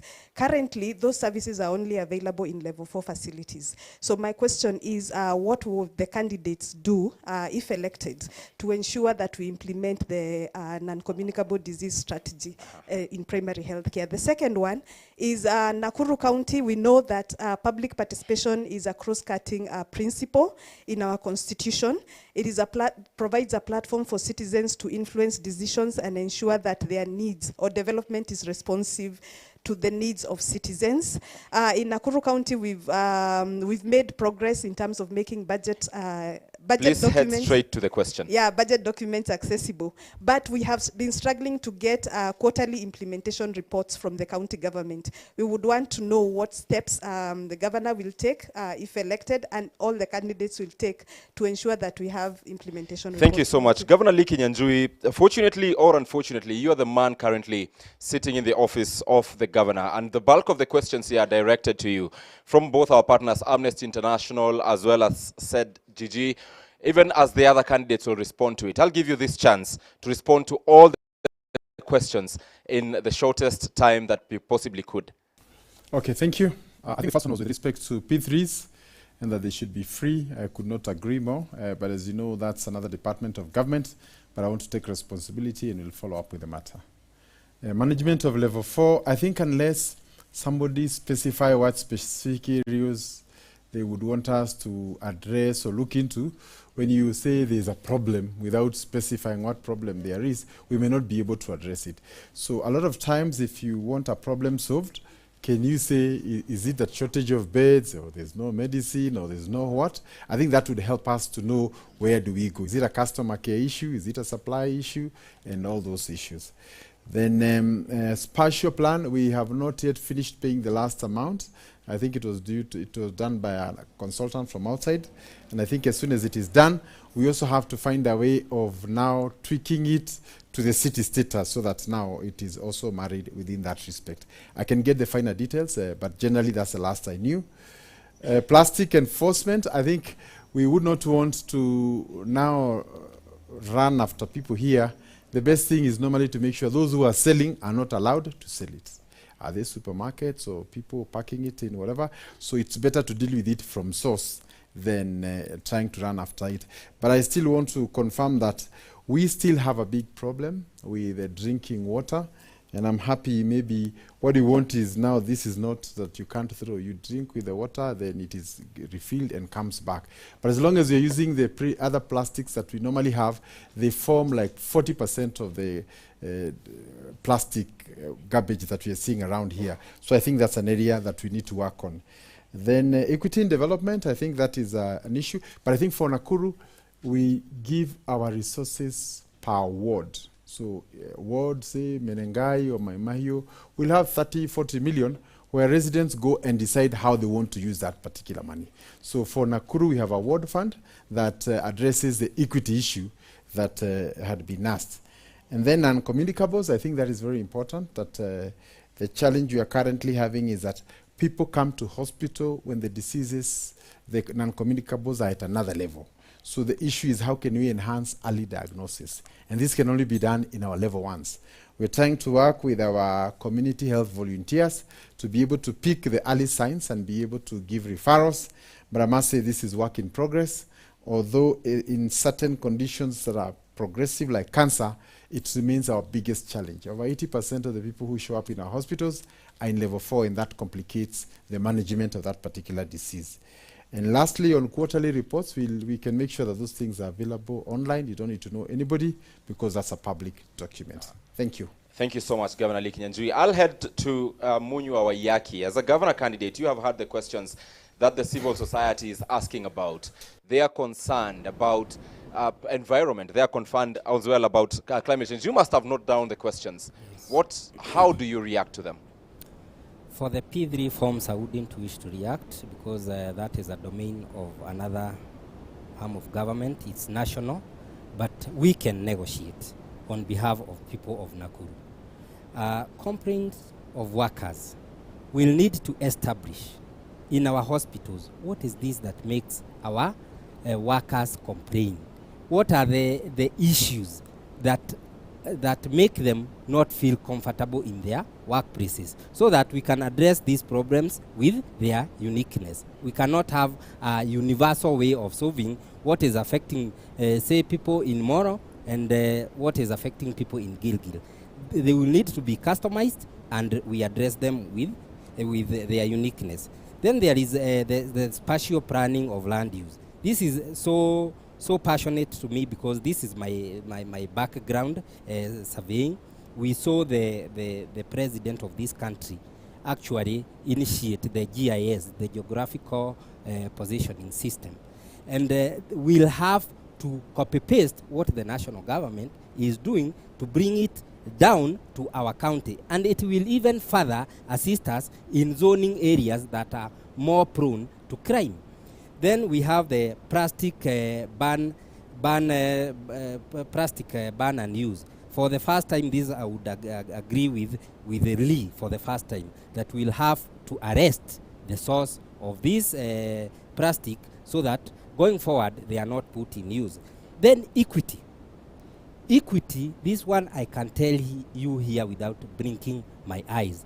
None of these running candidates has clearly shown their running mates because they are hiding them. Because most of their formations of their governments that they want to bring into being do not reflect the outlook of this county. And I'm challenging them here. Going forward, the campaign showing their running mates, like I am doing. Access to health care. I'm about to finish. And communicable diseases. You realize that this Nakuru County is a food basket, and when we address nutrition, some of these non-communicable diseases will be addressed. Finally, public participation. I can, in a scale of 1 to 10, I can rate Governor Rees Kinyanjui at 2 because he has been denying people from doing public participation, like an event that I can quote of 30th May in Naivasha, where we sent people and they were denied room to get into the hall to do public participation. Thank you. I'm sure as we wind up this show, Ken Mijungu will give that opportunity to the governor to respond to the 20% rating. But let me go to you, Senator James Kiarie Mungai. The issues raised by our partners, how do you react to them? Thank you. Well, the friendly fire seems to be going up, but yeah. For the P3, I'll be able to try and negotiate with the national government to see whether they can be able to bring it down, and also ensure that the availability is looked into. On plastics, I will ensure that there is effective enforcement. That is on the people that are, first and foremost, the people are not supposed to use plastic, and they should be made aware that they are not supposed to use it. The disposal element also is supposed to be looked into, and the source of that, of those particular, you know, of the plastic materials. On equity, this is something that is very sensitive to our people. I would say this: the 30 to 40 million per ward is not enough. In my government, I'll be able to look at a ratio, at a figure of 50 million per ward to 100 million to run progressively. Because as I increase the revenue, the same way the money being allocated to the wards should increase. On the element of non-communicatable diseases, I would put a lot of emphasis to the CHVs.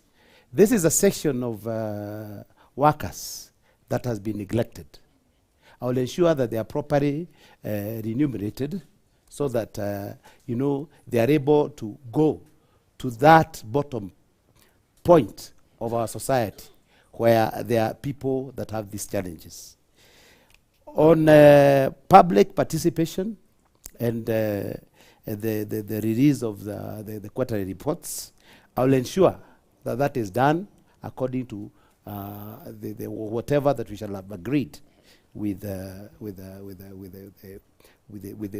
people that we'll be working with.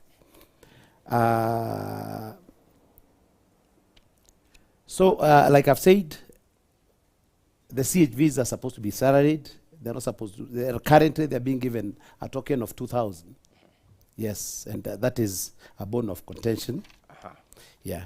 Thank you. Thank you so much, Senator James Kiarie Mungai. Dr. Stanley Karanja, your reaction to the concerns by our partners.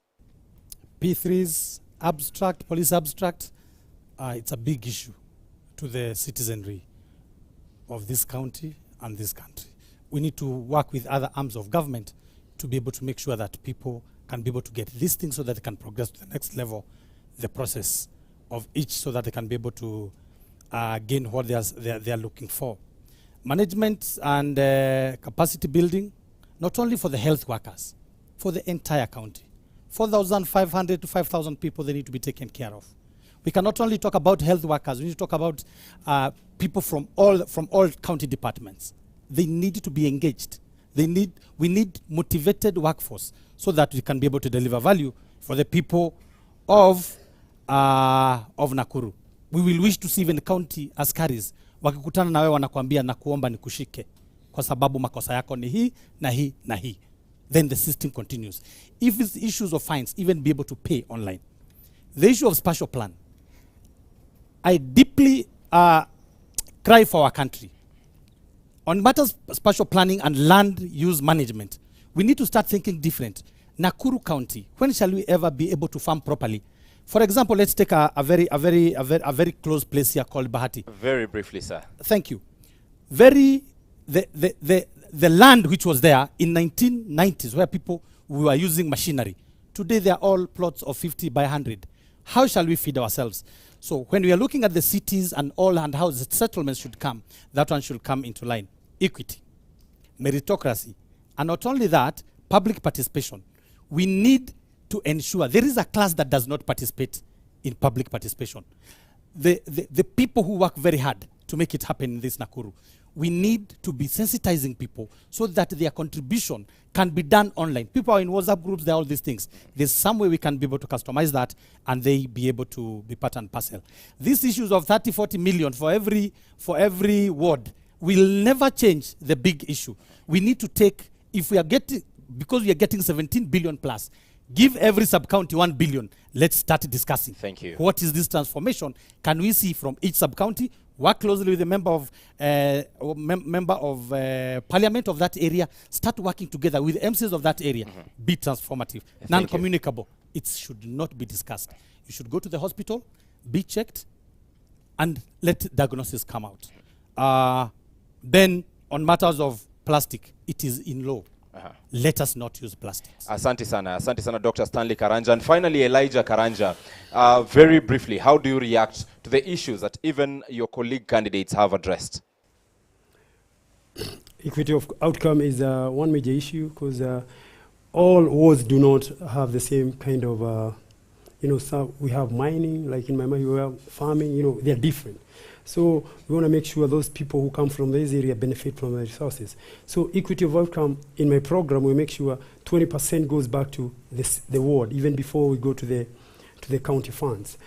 Again, the issue of plastics, like you say, you burn, you just use reusable containers so that we can harness that. And then there's this thing called there's something I'm thinking about in equity, whereby I want to build a sanitary pads factory, whereby we will give every girl going to school a free pad. Please proceed. Okay, fine. We're going to give them free and informal sectors so that they can restore their dignity, because we know our young girls, actually most of them, go for very low money. So we want to remove that so that we can give confidence, and then even through that, we're going to improve their medical health. That is my focus on how I'm going to fix, but everything starts at ward level. Thank you so much, Elijah Karanja. Just before I get it to Ken Mijungu, Governor Lee, Senator Mungai rated you at 20%. Don't explain, how do you rate your administration? On a scale of 1 to 10, 1 meaning very low, 10 meaning extremely good. On what aspect? Your performance in the 5 years as governor, on the roles that the people of Nakuru gave you. Well, I think it's just good to say what have other independent bodies rated Nakuru. I said Nakuru has been rated top in health 2 years consecutively. We've gotten global awards on management away from ourselves. So it is obviously in the interest of a competitor to manipulate the scores so that their face can look white. I now go back to Ken Mijungu. Ken, you want to take it away from this point? All right, thank you very much. And of course, we have run out of time. We've tested and stretched your patience. But I think, Ibrahim, it will not be okay if we left two people go without asking questions. One, I'd like to, because all these gentlemen sitting here, if any one of them becomes the governor, they'll be working closely with the Business Association of Nakuru, Nakuru Business Association. So I'd like someone from the Nairobi Business Association, Nakuru Business Association, to ask a question. And then after that, I'd like one question from the youth. So let me start with the youth. Please direct your question to any of the participants, and then I'll give someone from the Nakuru Business Association, then we can close. Go ahead. Thank you very much. I'd like to start by thanking the... No, we don't have time. Just ask the question. Okay. Yes. So in terms of public participation, what can we do to get the youth involved through technology? Also, as candidates, once you've occupied office, if you're not doing your job, what can we do? Instead of being held hostage for 5 years, please tell us what we can do to take care of that problem. Do you have it directed to any of the participants? The governor first, the sitting governor, and then the aspirants can tell us about accountability. Asante sana. The youth. The business community. Nakuru business community. Here, if we could have the mic here. This one. Evening, my name is Mwangi Moshemi, Chair of Nakuru Business Association. Very quickly, in Nakuru we have a problem. We are a transit town, so we are getting licenses to do any transit business. Any business in there, we are doing about 37 licenses for any business. What are you going to do about it? The second question is, Nakuru we have transit. Every time you use a truck to go out of town, you have to pay another license. So you go to Kericho, you're paying licenses there, all that. What are you going to do as a governor? What are the laws that govern that? Second question is utilization of budgetary allocations. We want to know your plan for Nakuru is one of the biggest tourist destinations in Kenya, and Kenya being local and international tourism, but our budgets are very low. We want to know what you guys are going to do about that. Third, appointments of your county executives, county officials, county members. What's your plan to do with the business people And how do you incorporate the business management organizations within the county and externally, like all other business organizations that run within Nakuru? Thank you. Thank you. I think because the questions are directed to all of them, let's begin with the youth issue, the participation. And I'll begin with Wayaki. Just take the least time you can, but comprehensive answer would suffice. Licenses. Licenses are issues of taxation, and any taxation must be productive in principle. It must be wide and bearable. So for licenses, we shall make sure every business in the county operates when it is licensed. However, we shall make sure that the cost of getting these licenses is bearable and progressive to the turnovers of each business. Number two. Are you proposing reviewing the license fee? Is that what you're saying? You will make sure? Definitely the licenses regime have to be reviewed if Okay, I go become ahead. the governor. Go ahead. Utilization of budget. We'll make sure that we prioritize, because we'll have done proper public participation. We shall be able to allocate budgets pro rata or in proportion to the priorities of the expenditure heads of this county. So depending with the importance of whatever allocation head and the revenue generation from that particular allocation head, we shall do our budget allocation and utilization. Appointment of counties in regard to how do we make our appointment in the county. Remember, this is Face of Kenya, as we've always been having this conversation. We'll make sure that all stakeholders in the county and their activities are brought in board when making the appointments, and make sure that our appointments will have the national outlook, because Nakuru has the national outlook. It has every community on board. I think that answer cannot be complete without me asking you. There are Yes. so many interested parties. Yes. If you were to incorporate all of them, this is just one asking the question. Business people are the business, interested yes. in the party. The business, there will be several of them. You have limited number. How Yes. would you manage those interests, just briefly? They will be considered in proportion to the internal revenue that they put in the Okay. basket of the county revenue. Okay. Yes. Senator Kerry. Thank you. Now, there is the gentleman that talked about the challenges that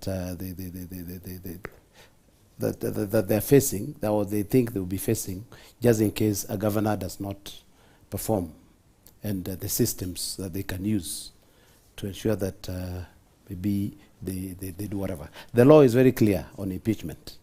So a governor that does not perform is supposed to be impeached through the county assembly. On the number of licenses that that business people are paying, he's talked about 37. Yes, this is a challenge that is there, in that the business community would like to pay maybe one consolidated license. So these are matters that we'll be able to sit down and discuss and come up and come up with a solution.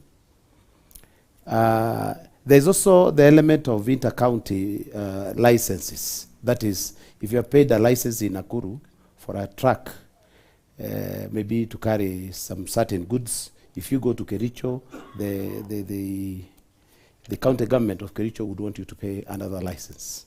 On this one, I think is a matter that will be handled through the Council of Governors, where we'll be able to raise it so that is harmonized, in that we look at the interactive business conditions, especially on who are many on where. On the interaction between my management and the various business associations that are there, yeah, that will be is a matter that I'll look into and ensure that we reach conclusions that will be beneficial to all sides. Thank you. Daktari, if you can pick a few, you don't have to answer all of them. From the youth, and not only the youth, when it comes to matter of public participation, it is possible to have a portal on public participation from the county government, so that when you have an issue, we do public awareness, and then people can be able to contribute on that particular day, or be able within a particular period. Then we'll be able to take the thematic areas and the contribution of the people, so the youth will be participating. As well, every sub-county, why not invest in technological hubs, where very big ones like half an acre, 1 acre, provide the free Wi-Fi. Let our youth start making money, minting money. And also, at a higher level, it is noted that in Kenya, the YouTubers and the content creators in Facebook are paid the less in the world. We need to engage these people who we have the contacts, because our youth are doing so much, they are working day and night, and they're not getting the return as required. Or when we comes to the NCBA, Mr. Mwangi, thank you very much. There's something we need to do as a governor. It's very good to appreciate the ease of doing business, and also to appreciate cross counties. You need council of governors, and also you need some legislative to be passed through an arm like Kenya Investment Authority. If you have a branded truck, you go to another county, you will pay. So if you leave from Nairobi to go to Kisumu, you'll pay a lot of licenses, or you'll be hassled, you'll not be able to go. So that's an issue which we can work collaboratively and with partnership with fellow governors, Council of Governors, to be able to ensure the issue of many licenses. When you're transiting this business, we need to appreciate this is one Kenya. So, and this is where the level also here, Governor Lee had said, we voters, the voters needs also to appreciate the level of county assembly, MCAs, that you are getting. Because these are the things they can be able to take over to the National Assembly. With the high quality level of the same people, then they can be able to understand the challenges we have in ease of doing business, paying many licenses, and it is happening. I'm in business, and I can tell you, it's a pain. Okay. The issues of utilization and budgetary allocation, I would wish to involve all the stakeholders in the county. The pie that we get, what do we do? Come to matters of tourism. Why not we have the Subukia Shrine here? Why not be able to tap 1 million visitors in this county by investing maybe 1 billion and be able to do a proper track from Kungste, where they can go all the way and then they can come with cable cars back to Nakuru, where we'll also have underground roads. My friend, watch this. Then the issues of CECs and chief officers. Again, Mr. Mwangi, you asked that one. It is stakeholder participation. And we will wish, and I will take that one personally, that we have the voice from the business community, the voice from each sub-county, the voice from each and every other community, minority, and the like, so that we can be able to build that. I think that Daktari, I have to stop you. I have to stop you. You've answered enough of them, right? You are finished with my explanation? Okay, thank you. Governor Lee, if you have to weigh in, these are issues that we've addressed. Okay, I think with respect to public participation, it is good to know that the law did not anticipate online sort of Zoom public participation engagements. It calls for a physical meeting that was held this time to this time, and all those things were signed. So I think that question is well in order, but we may want to ensure that it conforms to the laid down parameters on what is a public participation. Because if there was an issue tomorrow on whether a public participation took place and you say you did a Zoom meeting, the eligibility of that is probably what we need to look into. Then the issue of recall, I know my colleagues have mentioned the possibility of recalls, but it's good to know that since devolution came, not even one has actually worked, other than the impeachment through the county assemblies. So maybe it's good to know that if for 10 years it hasn't worked, maybe it will be the first one to happen. And the key word here is, at the time of electing, elect a person you are sure. Because hoping to elect a trial and error and correct it the following year through a recall would be a tall order, in my opinion, given historical experiences. Transit licenses, we are working within what you call economic groups. Like now you have the the lakes, you have the NOREB, so that within that particular space, nobody has to pay. If you've paid in Nandi and you're within NOREB, even if you go to a Sengishu and Elgeyo Marakwet, you don't have to pay. Sereb, which is now where Nakuru falls under, if you've paid here and you go to Laikipia, Nyandarua and all those places, you don't have to pay again. So those protocols are at an advanced stage, and I'm sure we'll be able to get them in due course.